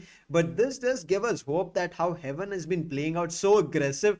I can pretty sure promise that I'm pretty sure you will also agree to, Daffy, that this is maybe just the first day that we are seeing how aggressive Heaven is playing out. But as we progress, Heaven will completely kind of dull down further from here. In not in terms of, I would say, the fights, but in terms of how fast it's getting, in terms of how quickly Oh. the rounds are getting over. Well, absolutely. That is definitely a possibility going further in this tournament as well. Well, talking about the teams, M42 Esports that were the first winners of the match, and now Reckoning Esports, both these teams look like quite a contender, Lucifer. Don't Mhm. you think? Maybe they can. They have that potential. They have that roster. They have everything backed Yes. up for themselves to make themselves the contender for the King of the Hills. I mean, these two teams do look like it, and especially the way they've closed out on both the matches. I mean, both the matches and two different matches is what we are talking about. But yes, we saw Dream Esports, the senior team, as well as the junior team playing it out here. Unfortunate that their, I would say, journey here does come to an end, but also it gives them the idea about what they have to get better on. We saw Dream Esports Absolutely. Junior, they were a little bit better. They were able to get a couple of Yes. rounds here and there. There were a couple of funny instances. At the end of the day, this is the kind of, I would say best balance, right? Competitive in terms of both the teams of getting their victory was also there, but also they were having a little bit of fun here and there. Mm. Here and there, it's okay, but still, you need to, I would say, figure out a way and get back into the action as soon as possible and get more runs in your favor. Dream did find a couple of runs in their first half as well, as they were looking forward to find it in their second Mm. half as well. But we talked about it, right? It's not that easy, and especially on the defensive half itself, if Reckoning was so aggressive, sorry, in the attacking half itself, if Reckoning was so aggressive, that is what they did in the defensive half. Irrespective that the map and the sides were switched, Reckoning played it like they were always attacking. Definitely. They were just very dominant. They were just not ready to give up that map Not at control. And all. such a big map. They just did not want to give the map control. Even when they were doing it, there were some rounds that they were slipping, which Hmm. resulted in their last round. And well, it Yes. was very well capitalized from the side of Dream Esports, and they got so many rounds from it. And well, if they can work more on that, there's a lot of potential on these teams that that we saw today played out against such big teams. And if they can constantly work on it, keep learning from it, there's a lot of learnings and there's a lot of room for improvements, and there's so Yes. much potential in such upcoming teams. It is really amazing to see. I agree with you. I mean, you might think that you've seen everything, but then there's another Mm. team, a player itself, irrespective of whether you're seeing the grand finals, the semi-finals, or the quarterfinals, you can see an unbelievable play being made.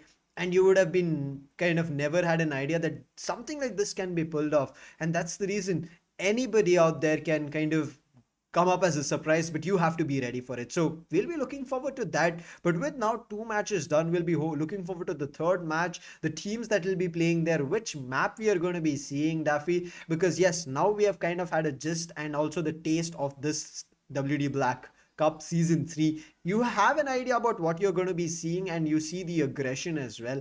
But Daffy, if I want to ask you in terms of now seeing how both these teams play, Reckoning as well as M42. Reckoning were outright aggressive. Now, M42 on the other Definitely. end, in the previous matchup, yes, they were aggressive, but they were very cautious. On the other end, Yeah, here it was definitely. just brute forcing their way, and irrespective whether it's defense or attack. How would these two, I would say, fights in case they face off later down the line? I think so, they will be. How will it be working out? Do you think this is the way Reckoning will be playing? Because you also talked about it. We saw a sub coming through as well as Bad Love not playing his chamber.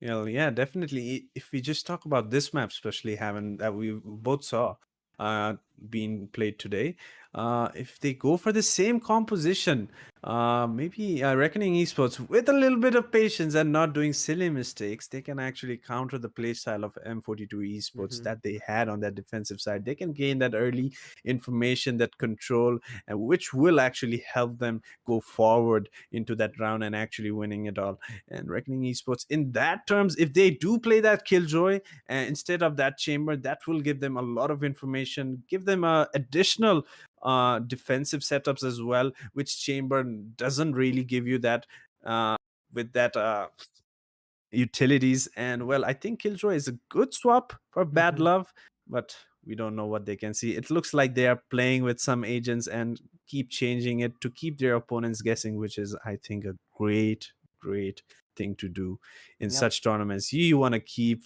your opponents keep guessing your Oh composition, because yes. the preparation goes towards it through the agent comp. And well, if you don't get that right, all your preparation is gone to waste. It will. You have to make sure that you kind of bring changes each and every map, each and every match. But now the scorecard right in front of your screens. Yep, Dream did put up a battle, and we see the Viper is going to be the MVP with 183 average combat score, very close to a 1 KD. But as we said, if your team is looking lesser than 1 KD, it's kind of a bad day for them. Except for Do or Die. I mean, Do or Die, as we saw, did actually get multiple rounds for the team, clutched multiple rounds for the team. So we can see that 1 KD as well as 182 very close to the Viper, but that single solo player is not enough. This is the team game at the end of the day. At least if Mhm. one of your players is not feeling, you should be looking forward to your other players covering up. It should not be just like one player playing and every other player not having a good day. So I think Dream Esports were having something in terms of that situation here. But on the other side, Reckoning, as you said, they were very fast, very quick, and the only thing that I could see to at least get some control back in line was to slow them down. And that's the main, I would say, fault that Dream Esports Junior could not do here. They could never slow them down. They used a nanoswarm at C-Long only once. That did slow them down, but it did not matter, Daffy, because if you saw that nanoswarm did slow down the team, but there were a little bit of a gap over there. The Sova creeped in from the left. The KO was already inside, holding down Garage, not letting anybody push out from Garage. So you saw, even though that was a slowdown, but it was not enough. So you need to make sure your utilities are a little bit quicker in terms of its execution. They did, I think, in this match itself, to stop that immediate rotation or quick aggression, they did make sure they have a stop in terms of what they can play out as they put down nanoswarms at A shot as well as A lobby. But now it does bring us, as we were talking about the next matchup, it's going to be a little bit of a wait because we are going to be heading right into a break. And in the meantime, you guys can be speculating what is going to be happening because just one match ended right as now. See you after the break.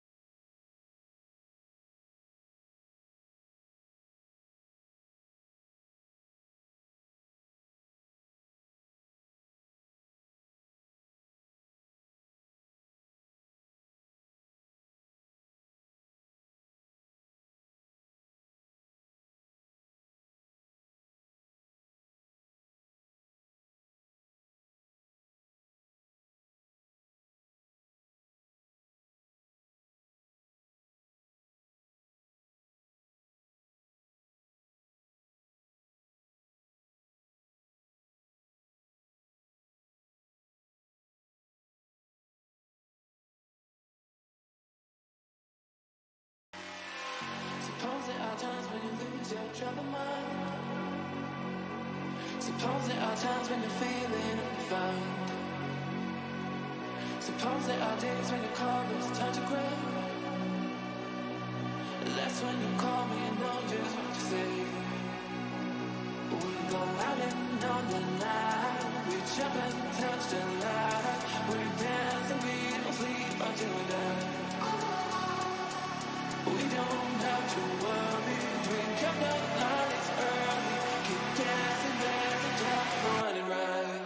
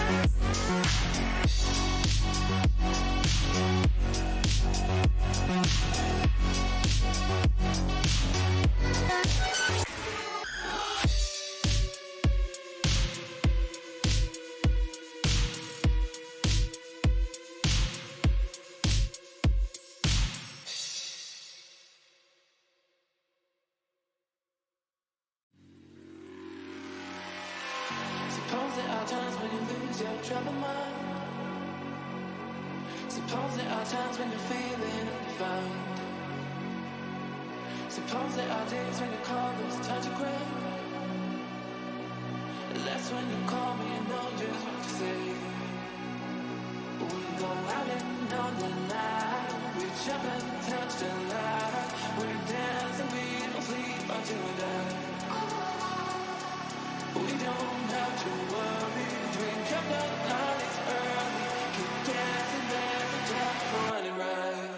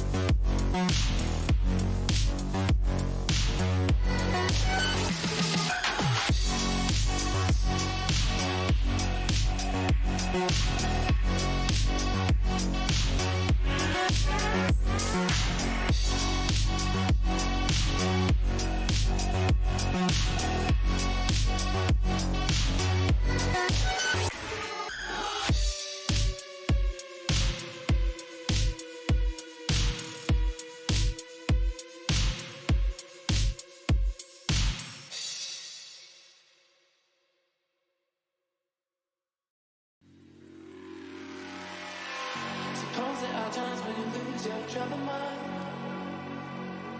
Suppose there are times when you're feeling undefined. Suppose there are days when you call those touch of gray. That's when you call me and know just what to say. We go out and on the night. We jump and touch the light. We dance and we don't sleep until we die. We don't have to worry. Drink up the night, it's early. Keep dancing, there's a time for running right.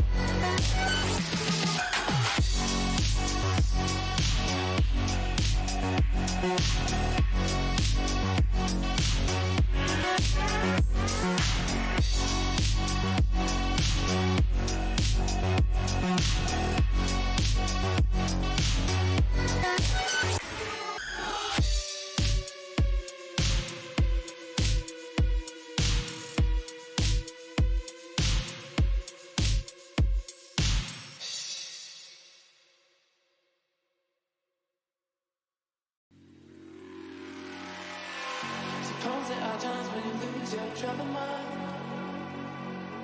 Suppose there are times when you're feeling unfound. Suppose there are days when you call this touch of gray. That's when you call me and know just what to say. We go out and on the night. We jump and touch the light. We dance and we don't sleep until we die. We don't have to worry. Drink up the night, it's early. Keep dancing, dancing, just running right.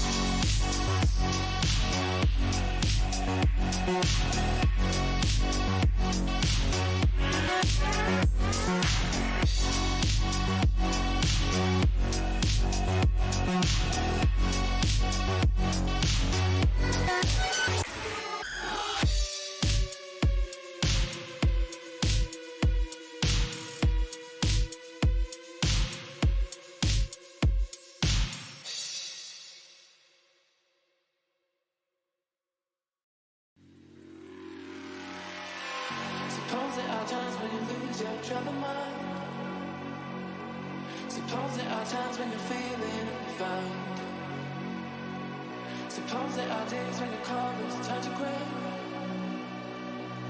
That's when you call me and know just what to say. We go out and on the night. We jump and touch the light. We dance and we don't sleep until we die. We don't have to worry. Drink up the night, it's early. Keep dancing, dancing, just running right.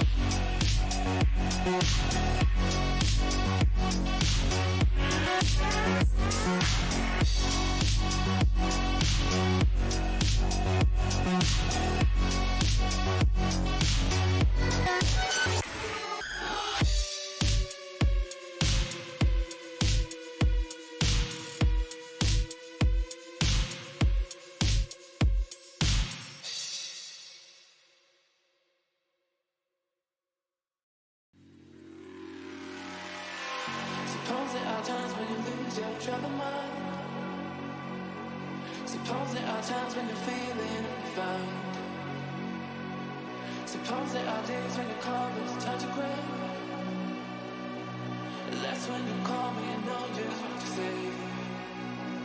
We go out and on the night. We jump and touch the light. We dance and we don't sleep until we die. We don't have to worry. Drink up the nights early. Keep dancing, there's a time for running right.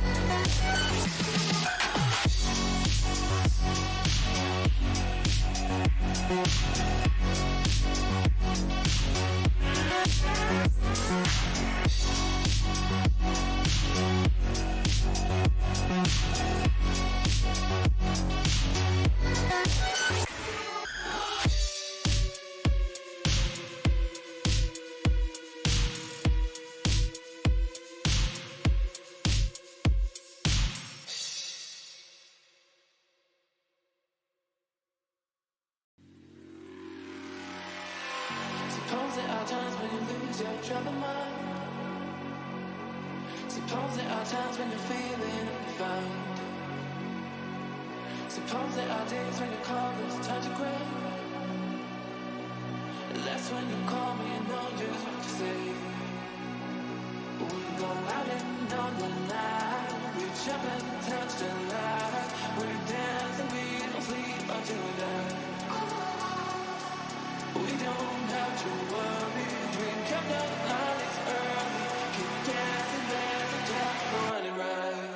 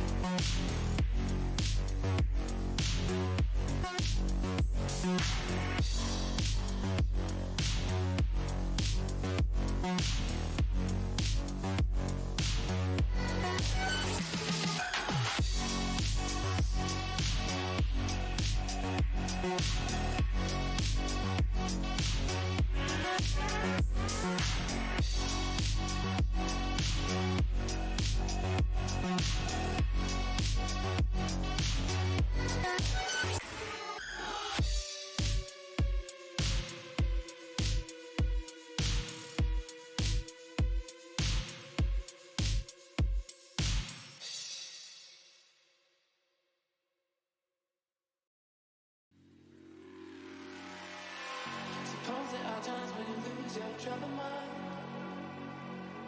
Suppose there are times when you're feeling unfound. Suppose there are days when your colors turn to gray. That's when you call me and know just what to say. We go out and on the night. We jump and touch the light. We dance and we don't sleep until we die. We don't have to worry. Drink up the night, it's early. Keep dancing, there's a time for running right.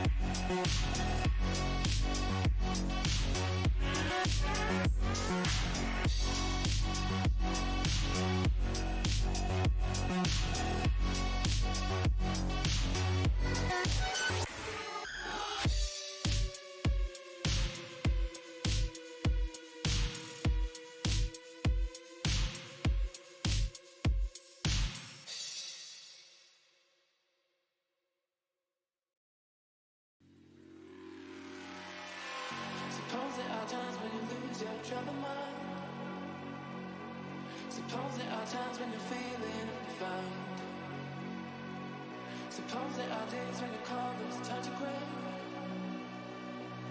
That's when you call me and know just what to say. We go out and on the night. We jump and touch the light. We dance and we don't sleep until we die. We don't have to worry. Drink up the night, it's early. Keep dancing, there's a time for running right.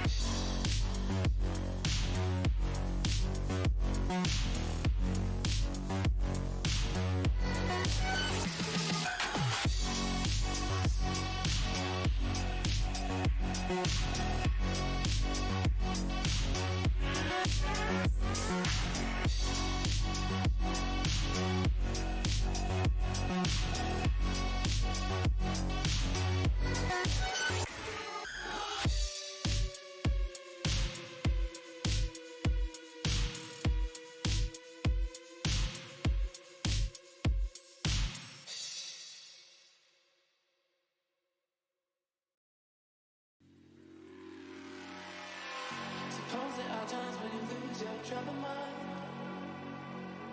Suppose there are times when you're feeling undefined. Suppose there are days when your colors touch a gray. That's when you call me and know just what to say. We go out and on the night. We jump and touch the light. We dance and we don't sleep until we die. We don't have to worry. Drink up the night, it's early. Keep dancing, there's a time for running right.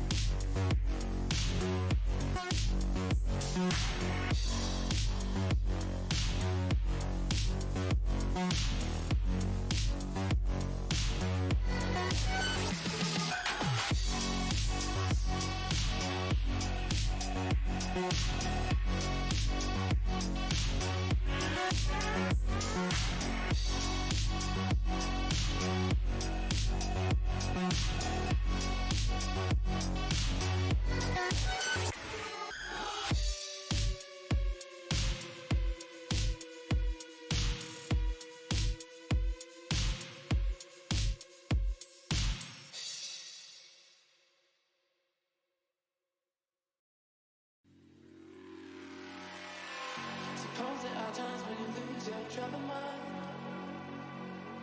Suppose there are times when you're feeling undefined. Suppose there are days when your colors turn to gray. That's when you call me and know just what to say. We go out and on the night. We jump and touch the light. We dance and we don't sleep until we die. We don't have to worry. Drink up the night, it's early. Keep dancing, dancing, time running right.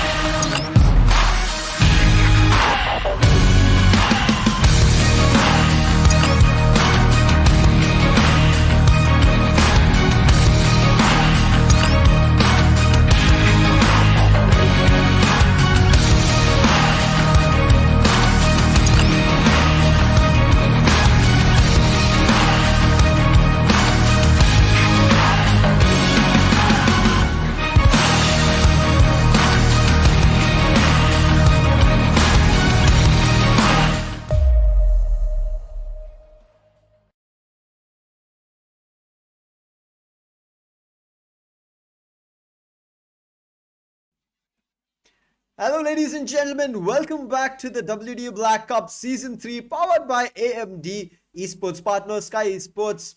And my name is Lucifer, as you saw me in the start. But right now, we have a change of face. who maybe can bring in a change of momentum in the upcoming teams. It's going to be Edge. Edge, how are you feeling? It's going to be the third match of the day. Well, I was feeling kind of left out after the first couple of matches, but it was kind of one-sided. It was too quick, wasn't it? It was too quick, and sometimes Yep. we want to see some really good action. We don't want it to be a one-sided affair. We want a really good competition between the teams. So let's see, maybe the last one. Yeah, now the Yes. final match of the day. That is going on, live. We have other matches going on offline as well, but this one's Exactly. going to be live in a couple of minutes. We still have, waiting for the players to jump onto the server. But I wish and I hope that this match will be a much closer one. Maybe not 13-5, but maybe like 13-8, 10 would be good in any of the team's favor. Or, I mean, if it goes overtime, then I'm going to be happy. I agree with you. I mean, even I did speak about overtime, kind of gave a reference to it, hoping for it to happen. But because this is the round of 32 Edge, You thought it was going to go overtime in the yeah, I first two mean, matches? yeah, I even spoke about it, Daffy. I mean, that's what you just said, right? 13-8. I am just pushing my expectations a little bit, going out of bounds. I understand it's not possible. But I mean, that's what we want, right? Something that's not possible being done from these teams. But I True. understand, as I was about saying, that this is the round of 32. So you can have some expectations, but it is not always that expectations come into fruition. But right now, Edge, this is going to be the third match. And as you said, there are going to be other matches as well of this round of 32, which will be streamed offline and the results will be published and you'll be knowing. But right now, let's head over to which match it is going to be right in front of your screens. It's going to be Team Instinct versus Team Valor. And as we were talking about it from the start, Edge, we have not seen these teams play, these players play. So again, another question mark coming through in this WD Black Cup Season 3. This is going to be their first match, and let's see how they'll be able to play it out. Yeah, I mean, we do know some of the players on the side of Valor, right? But Yes. Team Instinct, I'm still waiting to see who are the players. I'm not really familiar with them. But I mean, I know Team Valor, so I'm going to be talking about them for now. I mean, Team Valor, their best map, if you ask me, is going to be Haven. So I want to see if they're going to be, that should be the first ban coming in from Instinct, right? It has to be in their instinct to ban Haven. It's really hard to play against a team like Valor on the map of their. I'm done. You know Yeah, why I'm I done. just I'm already done. I was silent over there. We saw Heaven 2 times, and anytime, I mean, first time we were just talking about it that Heaven plays for both the teams gives an advantage. The second map, Reckoning, came in. Daffy told us that that's their strong map, and Heaven came in picture. So I knew as soon as you told that Heaven is the strong map here coming in from Valor, I just was like sitting back waiting for you to see once it loads up and you realize, okay. And yes, that's where we are at. We are going to be again seeing Heaven playing for both these teams. They've banned the other maps, but right now, directly jumping in without any delay, it's going to be the agent selection. Storm picking up the Jet. Yes, we were missing Jet from one of the teams in the previous match who played with the Arena, that was Dream Esports. But right now, Jet against Jet. It's going to be kill switch from the defenders team. Instinct Strokey coming in with the Cypher, and then we see the Omen coming in from Carpe Diem, Bullet with the Sova, and Hoax playing the Breach. We were talking about it, but Bahadur Beta coming in as a Sova to counter Bullet, and SK playing in with the Omen, Killua going in with the Cypher, and Kami playing here as KO. So there's a counter here at least in terms of kind of denying the utilities edge. Yeah. I mean, Haven and KO, it instantly reminds me of VLT, right? Like, that's the first thing that comes into my mind, Amaterasu. Like, the other day, Sam, we were playing, I was in a pug match with Amaterasu and with my friend Daddy Dane. We were playing, and bro, he plays really good KO. I know that. We all know that. That's a different thing. But if Kami, he can pull off, something similar to that, he can single-handedly give you the entire side by himself. There's some insane lineups coming in. We have, flash lineups as well. And the null point, it is so useful. And here's also a couple of changes there. I mean, I don't see a couple of players on the side of Team Valor. I kind of don't actually remember, but I think there are a couple of couple of changes there in the roster. So I really want to see how maybe that's the reason Team Instinct, left out Haven and went for that Fracture ban. But without further ado, let's just jump right into the game. It's going to be a pistol round coming in, and Team Valor, they're on the attacking half, while Team Instinct, they're on the defensive. Ooh, and Switch, he did spot two players, but he could not connect the headshot. But right now, Bahadur Beta trying to get something in terms of his darts. Shot dart sent across. I think that was his last one, but look at this spotlight comes through. I think it's kind of days two players. Yes, there will be an immediate trade coming through. Kill Switch still holding A side strong, but with the smokes, I think it should delay things further. But Bullet comes and gets one, but SK gets one before that. Kill Switch holding backside super strong right now, and finally Carpedim putting an end to him. And 2v2 is the situation, but the breach, he's not looking that great. Mera prediction 13-6. Gotta be careful. And also look at the HP on him. Both the players actually. One on East, Team Valor and Team Instinct. It's actually doable for the side of Instinct, but they gotta make sure to actually get Hooks out of the server instantly. Because his position is really good. He's flat. Ooh. How can he miss that? That shouldn't have happened, and it's all down to the kill switch. Sorry, Killer, that is. He will get one, and now it should be an easy one because Hooks is really, really low. But look at his position. He's going to be jiggling left and right. It's all going to be coming down to the timing here, and he's looking at the wrong direction completely. But Killer, he gives up. At the end, he fakes it again, and guess what? I think Hooks has done enough. There's not going to be enough time. He peeks, and that's it. That's going to be the round going in. He also confirms the kill. Hooks! He also gets the kill. Edge Hawks, when it was a 2v2 situation, he had 17 in terms of his health. He was still surviving. He should have been able to kind of survive further down the line, get the spike down, and then even get the round. But Hawks makes it happen, as you said. His position, he played it really well and got the round for his team. I mean, staying alive itself was a big thing, and also to go ahead and get a couple frags. Man, oh man, he should have gone down to SK. They're not really sure what happened. I think the right clicks were absolutely, not in his favor. But we'll talk about that in a couple of seconds, because right now looks like Killswitch wants to get one, but that Sheriff is going to be doing nothing. Carpedium takes one, and now they're trying to rush into A side, but look at where Cypher is holding. Was that mid? Oops. Oh my lord. Kill. Storm, he doesn't give a damn. He rushed in, right? I mean, you see a you see a player on side with a Sheriff in his hand, you at least, wait for a second. But Storm was like, you know what, I'm gonna dash in. Edge, I think this is feeling very messy coming in from Team Instinct in terms of their setups, in terms of their positioning. Because, you see, previously Killswitch's position was not read that he would come from A shot.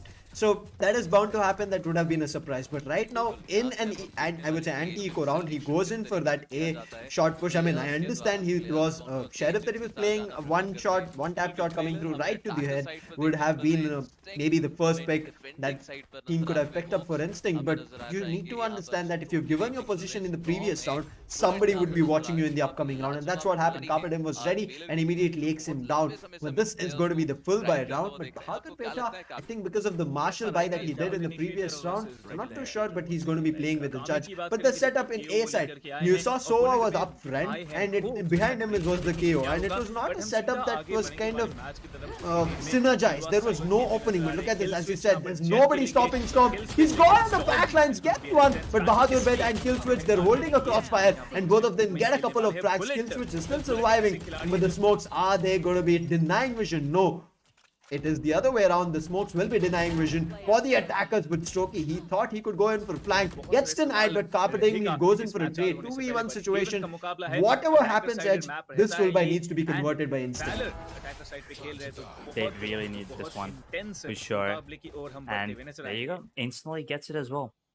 Gaming Stick, 1, Team Valor 2, but that was a bonus, so they're not going to be, beating themselves up about it, but let's see what happens, because now we have the ultimate on both the Jets and also Reach. So the Rolling Thunder can come into play, but I'm still waiting for Kami to make some plays, because as I said, that KO is what I'm looking out for.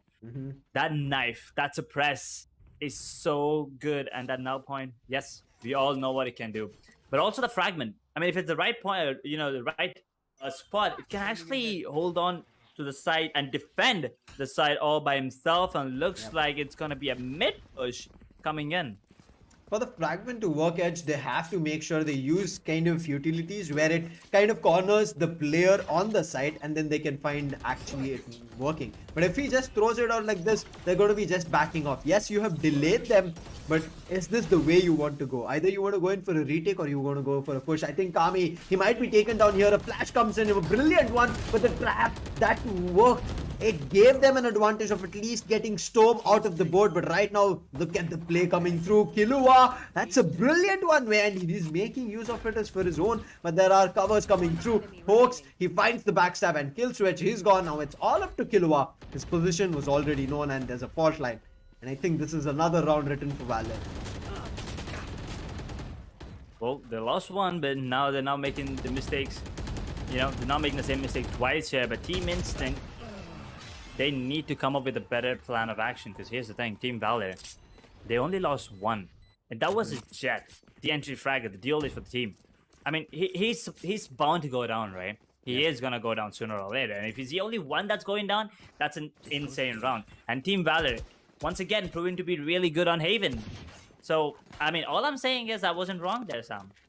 I mean, that's what we are looking at, that teams are feeling really comfortable on Heaven and they're picking it every time that we have seen as of today. But this story is going to be changing as we progress to the round of 16, round of 8, and there's going to be a lot of changes, especially because it's already a best of 3. Teams have to give it their all, and again, there's a safety net over there. But right now, getting back to this, no safety net. Both these teams know they're either going to win and qualify, or either going to putting a stop to their journey here in the WD Black Cup Season 3. So let's hope it's not going to be a stop, but a start. But right now, again, Storm looking forward to storming his way in, but there are 4 to 5 people. Make it all the 5 here at A-side stage. Yes, there is just one from SK and picks up a gun for kill switch. There is a chance here again to make it work. Hawks rushes in through, gets a trade again on kill switch, but Bullet and Carpet him picking up players, and now it's Kami, the last surviving player. He has the Sheriff, he's isolated a fight. He should have won that, but misses it, and it's going to be again Valor winning another one. I mean, it was very close to becoming a thrifty, but you understand, Valor, they did not want to give it up. 4-1. They're not giving space for the side of Instinct. They're not letting them breathe at all. They want to get it over with. I mean, it looks like it's going to be another one-sided affair. The first 2 matches, they were quick and they were one-sided. Well, this one, after looking at the agent select, thought maybe Team Instinct would have, put up a better fight against Valor, but it's still pretty early into the game, right? We're still only done with 5. We have Killswitch on the operator, with the Ion, the Cloudburst, and the dash coming in. But look at Storm. He doesn't give a damn. He's already taking control of shot. And which means the rotations are already being called in. There are 3 players already, and the drone will be taking him. And he has no dash. He has to be careful. He's coming out in the open. He's going to be going back now. And the rolling thunder will be used as well. That's one ultimate. He's completely blinded with the Paranoid as well. But how is he alive? What is Kami doing? Okay, he gets one, but he gets his trade. No! What's going on? Spike down. Chaos. I mean, before we comprehend, let's make sure if they will be able to confirm this. No, it's not going to be Valor. Get another round on the board. But Edge, I mean, if you get a chance to see the replay, Hawks, he has no fear in him. He just ran through. He was paranoid. There were flashes coming right to his face. He did not care. He just rushed through, went under Heaven, and sat there. And he was just praying from there. Even though he did not get a kill on Kami, it does not matter. He just prayed. And I don't know what to talk about. I think that was a stronghold. Once they got that backside control, there was nothing else that could have been done. Carpe Diem was holding the default, and then everything started falling in the favor for Valor. Let's hope this round again. I mean, they came close to pulling up a thrifty. Let's hope they actually pull off a thrifty to get that confidence back. I mean, I'm kind of still stuck in that previous round, but kill switch. Okay, fade trade, but another, kills coming in from Hawks and Storm, making it 2 versus 4 right now. And Team Valor with the 2-man advantage there is the ultimate available on the side on Kami, that is, but I don't think he's going to be using it anytime soon, at least not in this round. They're all making their way towards C, and he can actually make it work. And look at him. Look at Storm, the confidence that's seeping through his veins right now. You can feel it, that he's looking to end it ASAP, and that recon will not be spotting anyone, but look at Carpe Diem. This person is really good, and Kami is predicting this. He suspects someone might be there, but he walks straight into the crosshairs of Hoax and Flash. He will be, and he will be headshot as well. Bahadur Bela, he goes down. Team Valor 6, Team Instinct. Well, they're looking to get more than one now. Okay, finally a timeout. I mean, we did see one timeout coming into play where they were trying to figure out. It did come in the first match, that's all. But after that, no timeouts. And right now, Killswitch picking up a timeout. You understand how crucial this match is here in the WD Black Ops Season 3. You have to make sure that you get this first match itself under your belt, under your cards, get that victory. If you don't, you're going to be walking out. There's no safety net, there's no double elimination, so they have nothing to fall back on. And I think Team Instinct understand this, and especially having a 5-round lead for Valor, it's going to be difficult. But here's I would say kind of a relaxation point that I would want to highlight is that Team Instinct is on the defensive end. So for them, they have to look for a couple more rounds, maybe close to 4, and then they can do something better on the attacking half, because this is an attacking favored map. This is, I mean, on paper, at least, right? Yeah. On paper, it is attacking favor because it is a 3-sided map and it's pretty huge, and it's kind of hard for the defenders to, play on A, B, and C. You kind of have to give away one part of the map at least. I mean, you can play one garage, one C, one B, one A shot, one A, but what that makes you, when compared to other maps, is that you're kind of weak now. You're kind of vulnerable. You're only one player on site, and if you, go down there, that's the entire part of the map open for the attacker. So, I mean, up until now, Valor is doing a really good job, but let's see what happens, because I see Killswitch once again on that operator. And also another thing I want to, point out here, they're not sticking together, Team Valor. They're kind of splitting up, going towards mid, but then before they go mid, they make sure that they have, a couple of players on A, a couple of players on towards C, making sure that no one's pushing. But I think SK spotted one, a beautiful shot into Hoax, and with that, a man down for the side of Valor and an advantage for the first time in a really long time for the side of Instinct. Exactly. They started off, they've gotten one, and their utilities, they're also kind of working out. But right now, look at that play coming in from that Omen. That's the advantage you get. But he immediately takes a TP, gets taken down by Killua, and Killua is playing brilliant. He gets a second on the board and uses his ultimate, so nobody is going to be hiding. All their positions will be given up, and it's all up to Bullet and Storm. Storm is on a flank. The operator is ready for him, and Kami puts the last player down, and that's going to be the second one, making use of the timeout over there. They immediately show up as a better team, and this is why we say there are opportunities to kind of try and slow down the game, try and regroup, try and re-strategize. You have to use it, and Team Instinct make use of it and immediately looking forward to try and close the gap out. See, right now there is a chance of getting it back to a 6-6 edge, so I think their main intention will be that, and that operator and also the play coming in from Killua was brilliant here. Yeah, I mean, he that was a really good run coming in, not just from Killswitch, but everyone combined, right? Popping the ultimate for the retake as well from the KO. It was just really clean coming in from them. And Team Valor this time, for the first time, Here. they were kind of confused. And okay, now Killswitch, I think he fell for the bait.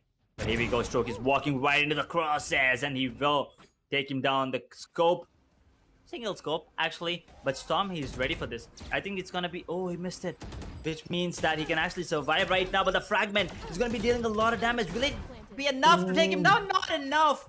8 SP, but I mean, the nerves, man, on Storm. But although Team Instinct, they can still do this because there's still a man down, and I think Storm will get a freebie here.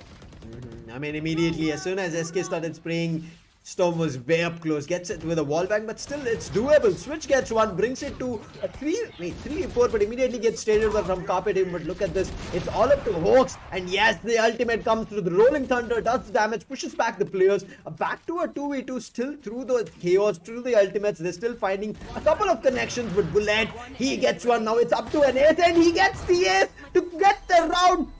Killswitch, but does he have time? He might be just too close, but I think this is not going to be there. The ace gets denied from the spike. Unfortunate, after doing so much edge, he gets denied just because the time. And that's why we talk about it, right? Once the spike gets planted, you need to be quick on your heels. You need to start taking players on, and especially the B plant is the most difficult. C long, certain times you can even battle it out. You can kind of, I would say, bait your teammates, kind of trade your teammates. But in B, you don't know where they're hiding. Uh-huh. That is true. Here's the thing. That was a really good confidence boost for Kill Switch. But you gotta keep in mind that you're losing rounds. Yeah. Yeah, it is on the defensive. It is on the defensive half, but you still are losing rounds, and not just losing rounds. The economy is not great on the side of Instinct. Team Valor, they know exactly what to do, and Bahadur Beta, well, guess what?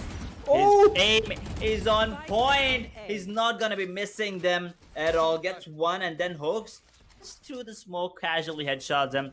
Now the drone will be out spotting out multiple players, giving away a lot of information. I really love Killua's position right now. I mean, look at this. They shouldn't overpeak. They overpeaked and got punished. Kami is down. I mean, it was a very crucial initiator. But right now, they're reading right in terms of the positions. A recon comes through. It should give away the position, but only about Bahadur Beta. Bahadur Beta sends another recon, and Killua capitalizes on top of it. Both on Carpe Diem as well as Strokey. And look at Killua going in for a wide swing at a 3K. And Instinct, they're back in the run. That ace, it, as you said, the round did not come through, but the confidence booster was there. But that confidence, I think it feels like it boosted it for the entire team edge. Killua, I mean, is a really sneaky player, right? He has that cipher. He has some setups that personally I haven't seen them. I mean, maybe in like pugs, he has that pug game style. And I think that sometimes, you know, when you're playing against teams that are kind of used to, you know, strats that are being made in the custom games or in the practice sessions, they don't see it coming. But guess what? Killswitch thought Storm didn't see it coming, but it was the other way around. He actually predicted that. Will take him down as well, and Storm, he's got to be careful. It's going to be Kami taking down one. And now the dash out, giving away his position, but a beautiful shot. Don't tell me he's going to get this one as well. Kami, what are you doing? You can't whiff that bad. But SK is there for the backup. He will take him down to a 3 versus 3. But then Hoax, he clears out SK, which means the side is completely open. Bullet will get the spike down. And a 2 versus 3 retake here. Sam, I don't think this is going to be going in the favor of Team Extinct, especially with the position that they're in. I agree with you. I mean, it's going to be very difficult, but sometimes there are, I would say, wonders that do happen, and I'm for it. But both of them pushing through garage, that's kind of a nozzle that they're pushing up. Carpe Diem, that should have been a pick, that should have been a kill, that should have taken, but they missed that, and Carpe Diem, he was quicker, he connects the headshot, and as you said, this is no more a round that is written in Team Instinct's name. I think here Killua, he needs to go in for a save. He has no economy to play with.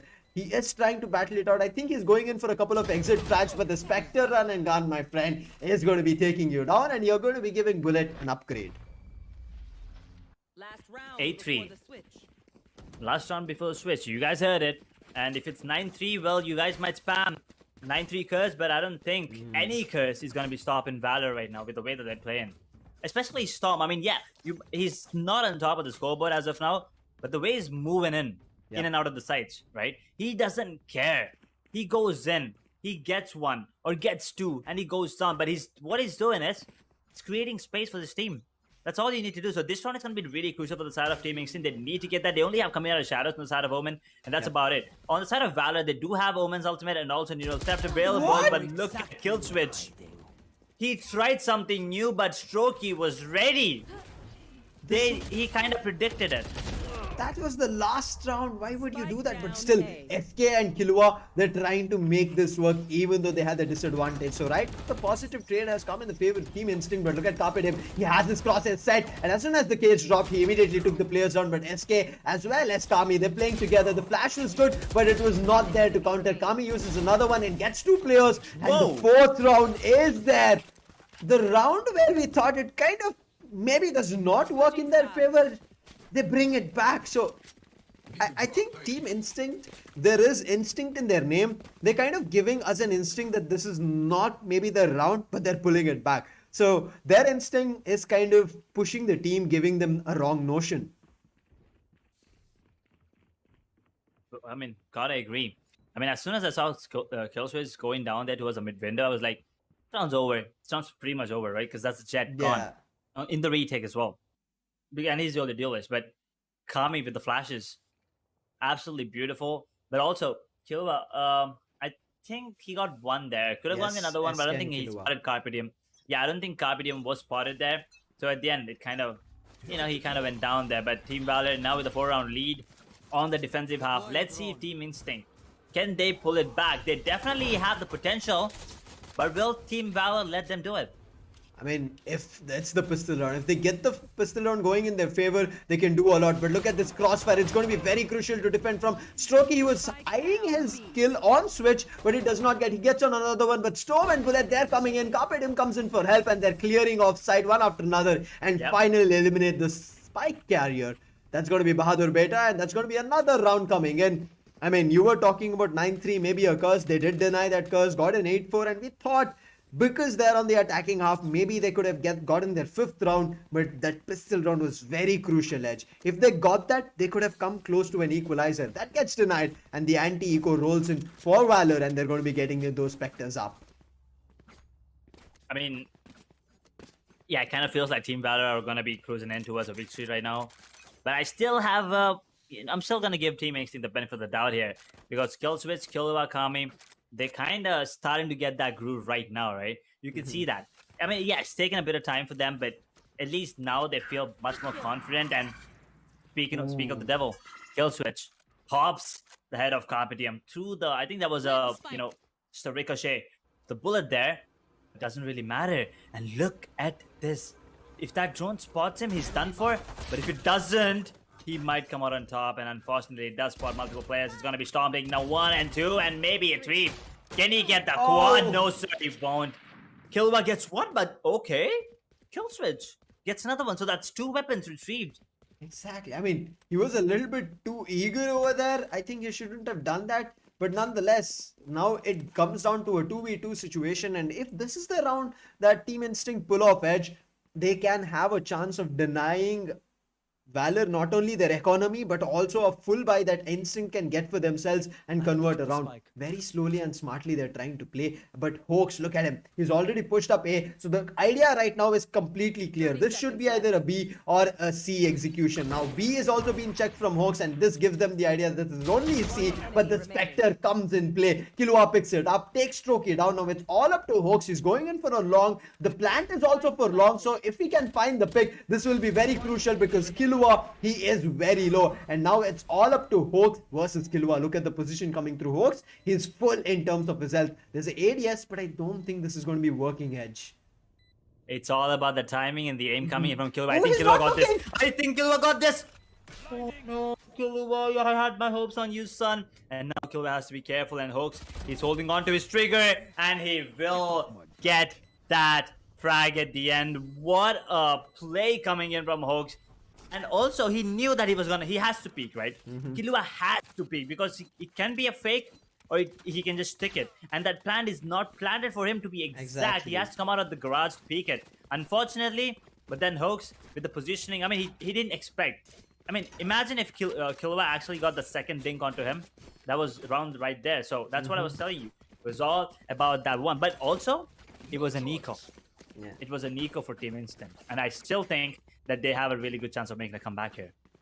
Yeah, I mean, in terms of economy damage, they did do a lot. You can see there are broken buys coming through. Spectre still being played. Full shields, yes, you can see there was a Bulldog as well. Along with the Bulldog, there's a half shield.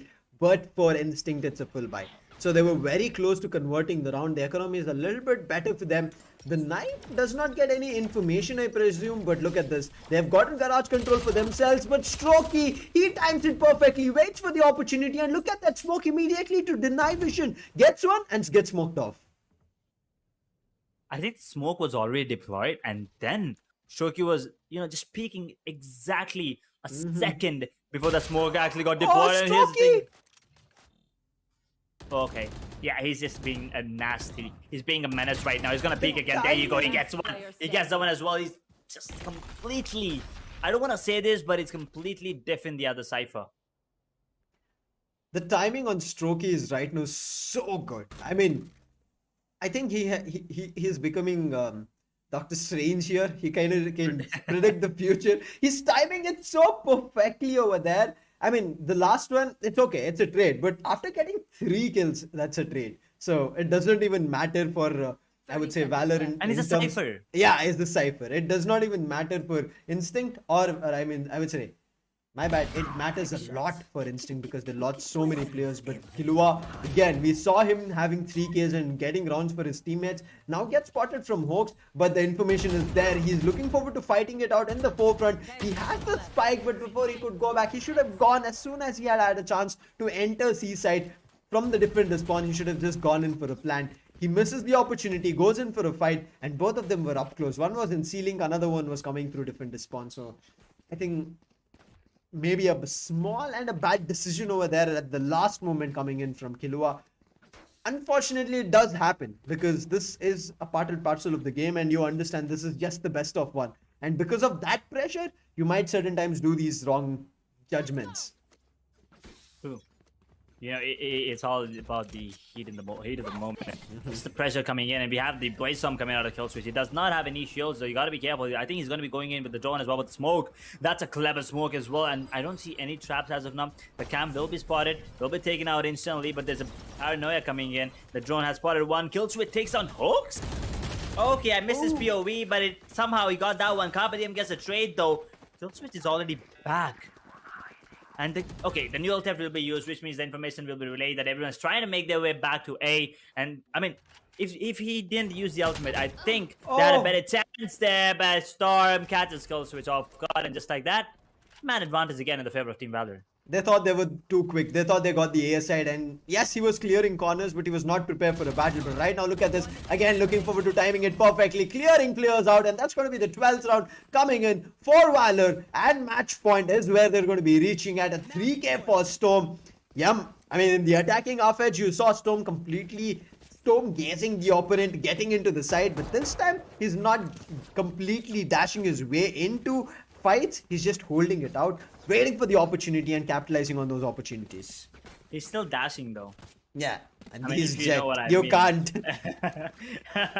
That's just a stupid pun I'm trying to make there, but he's indeed making some dashing plays there, but he got himself a couple there.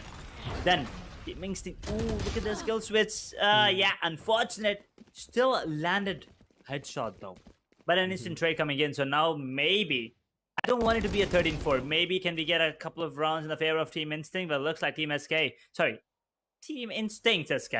He has some other plans here. Maybe take it to 5-6. As of now, a man advantage. No healer, so he has to be, cautious. And that drone, did it spot him? I doubt. I don't think so. I don't think so. I think it should be difficult, but look at this. Even though they had the disadvantage, they're converting it.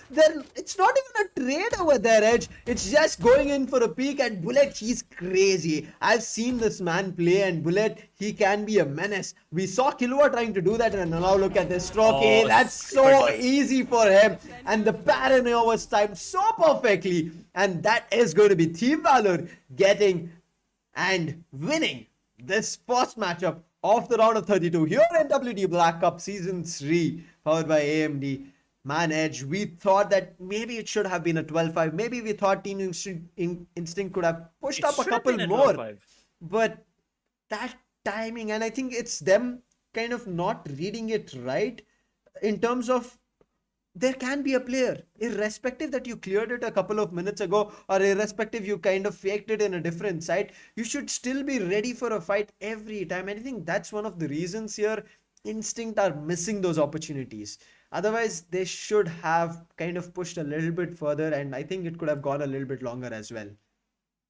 It could have. You know, at the end as well. I mean, I thought maybe after getting a couple of kills coming in there from SK, I thought maybe we're gonna be going in, right? But I think here's another thing. I think they were being read a bit too easy. Yes. By Team Instinct. I mean, to be honest, Team Valor, I felt like Team Instinct could read what they were doing as well.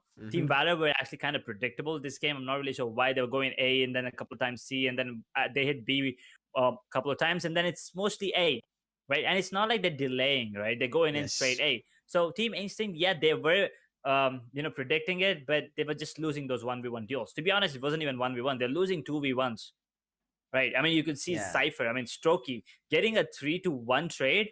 I mean, as a Cypher, I'll take that any day. I'll take that any day against any team in the world.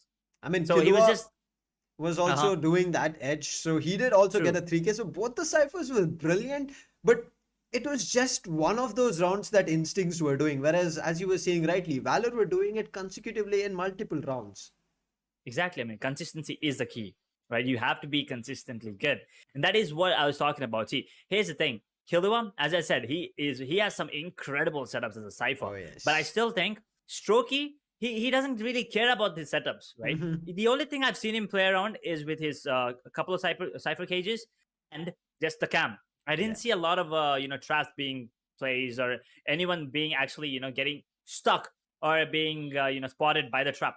But on the side Mhm. of the other Team Instinct, we have Killua, whose traps are really good. If you notice, he plays some insane ones on side A. That the side of Team Valor, they were actually kind of caught off guard with it, right? They Mhm. actually, I think it was Storm who had to recheck where the trap was, and he got taken down instantly. So that is what I was talking about on the side of Killua, but Strokey, I mean, these are the ciphers we're talking about. Let's Yeah. talk a bit about the initiators. And I'm talking about Hoax and Kami, the KO. We thought KO might be having a bit more influence, a bit more, effect there in this Yes. particular matchup with having a Cypher, having Omen, having a Jet. But it looks like it Mhm. was the other way around. Hoax had much more impact Way. with the aftershock. The flashes as well were on point, but I really like the way that he uses his fault line. I think, as you were saying, right, the impact is because the way Hawks was playing was for his team, whereas Kami, anytime we saw him using the utilities, was kind of looking for himself. The flash is coming in, he was the one who was speaking after it, getting the pick. So I think somewhere a little bit of the team gameplay was missing coming in from that KO. So I think that's where they have to rework on. But as you said, Breach and Hawks, there was no stopping him. I mean, if his teammates fell apart, then he was like acting in as the duelist. And we know when Breach, I'm pretty sure even our audience remember in the early days when Breach was there, he was the solo duelist. Irrespective, there were duelists, there was True. Jets. Breach was going all guns blazing, using the flashes for himself and getting the frags. But still, you see how effective he is. He's one of those agents who is power packed, and you need to know the right timing to use his utilities. If you're able to time it, the flash, the fault line together, you're going to be doing so much damage, not only in terms of taking space, but also maybe easily winning the round. Whether it's defense or attack does not matter. And he was doing it perfectly. Yep. He was in perfect sync, not just with himself, but also the entire team as well, Mhm. right? Well, and on the side of Kami, yeah, as you said, he was kind of just doing it for himself and not the entire team. But it's okay. I mean, it happens, right? Yes. And also, it's not like they're playing a pug. I mean, if you saw the way that they're moving around the map, it was clear that Mhm. Valor they were much more prepared when compared Yes, to the other exactly. side, right? They had clear strats. Well, I mean, even in the start, you said it. They were like chaotic. There was Mhm. a lot of chaos happening on A side coming in from the side of Team Instinct. Well, Valor, they clearly knew what they had to do. They had a vision Yes. and they were doing it. They were executing the plan perfectly. But on the side of Team Instinct, yes, there were a couple of clean rounds. There were some insane rounds coming in from them as well. Mhm. I mean, by insane, I mean the plays that they were doing, not with the aim. But the plays were absolutely beautiful, especially Yes. with the Kami's. I think 0 point was 0.0 command. I'm sorry, I Mhm. forgot the name of the ultimate, but we cannot forget the way that wait, that's Storm. Oh yeah, Storm actually. The way that he played in this particular matchup, right? Oh, 20 yes. frags. I mean, kill switch is still up there, 16, 263 average combat score on him. But then Storm, he's just on another level, 309. Agreed. I mean, the play and the way Storm was playing, and the attacking off, he was a Storm that nobody could actually withstand. He was just running up in their faces. Once he was stuck by the trapper, and that was the only time that I saw him going out quickly. Otherwise, he was doing the damage every round. On the other end, kill switch on the Jet, he was more looking forward to the trades rather than being the complete entry fragger. So I think that's where it was a little bit missing. But we were discussing about this. If your team is having lesser than in terms of the KDA ratio, lesser than one, that tells you that your team has a couple of problems here and there. Certain times it does kind of give you, I would say, the wrong information when the team plays together and not every player performs because they're doing setups, they're initiating others such as duelists or maybe even certain times controllers or maybe even initiators. When the duelist is down, they're setting up each other. That time you might see the KDA being down, but when the team is playing together and you see the KDA being less than one, it does tell you that there are a couple of problems that Team Instinct need to correct, and I hope they correct it and come to the next matchup very soon with us. But until then, we will be waiting for them because this journey here does come to an end for them, unfortunately. But it's something in terms of a learning curve, right? You jump into a tournament, you understand, I would say, how crucial it is for every team, and that's how they're playing. Valor understand now it's not only about, I would say, fighting with the other rivals here in this round of 32 and moving into round of 16, but also eyeing the main thing that's going to be the title, which Global Esports are holding. I mean, they're gonna be sitting there, right? They're Mhm. gonna be sitting there for quite a while. There's still a long way ahead for these teams, and also talking about what they're fighting for, not just the crown, but also the prize pool, $10,000 US. First place taking away 4,500 of it. Second place 2,200. I'm not really sure if Global gets a piece of this, but third If place they win, they do. 1,000. I mean, even if they don't, do they get second place, Sam? Yeah, they do, because they're Okay, so king of the hill. basically 2,200 is already guaranteed. Mhm. So Global are going to be happy, and I mean, for any other team that wants to confirm, a major piece of the prize pool, all you need to do is defeat Global Esports, and the next time we come back with another King of the Hill season 4, well, guess what? You're going to be getting a major chunk of it. Well, that is Exactly. not the prizes that I'm actually looking forward to. The one that actually,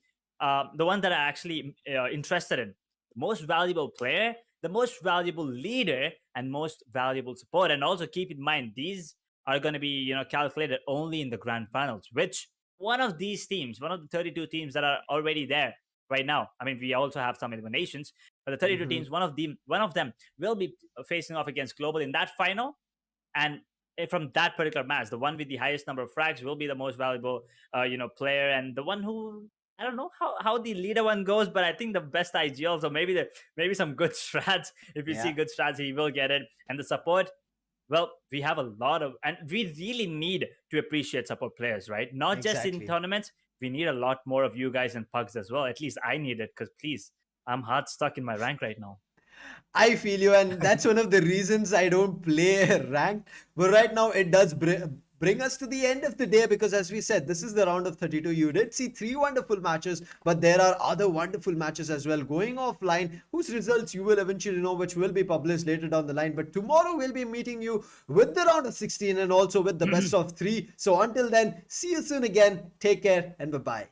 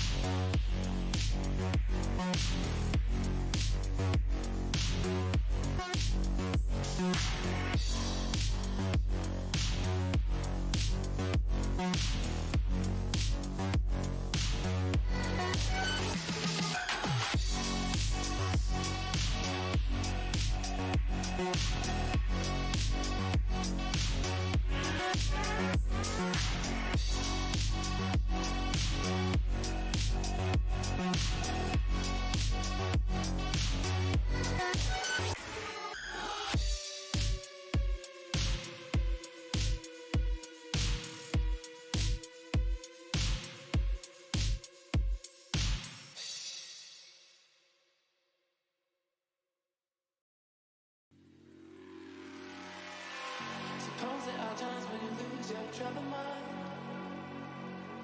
Suppose there are times when you're feeling undefined. Suppose there are days when your call is touch of gray. That's when you call me and know just what to say. We go out and on the night. We jump and touch the light. We dance and we don't sleep until we die. We don't have to worry. Drink up the nights early. Keep dancing, there's a time for running right.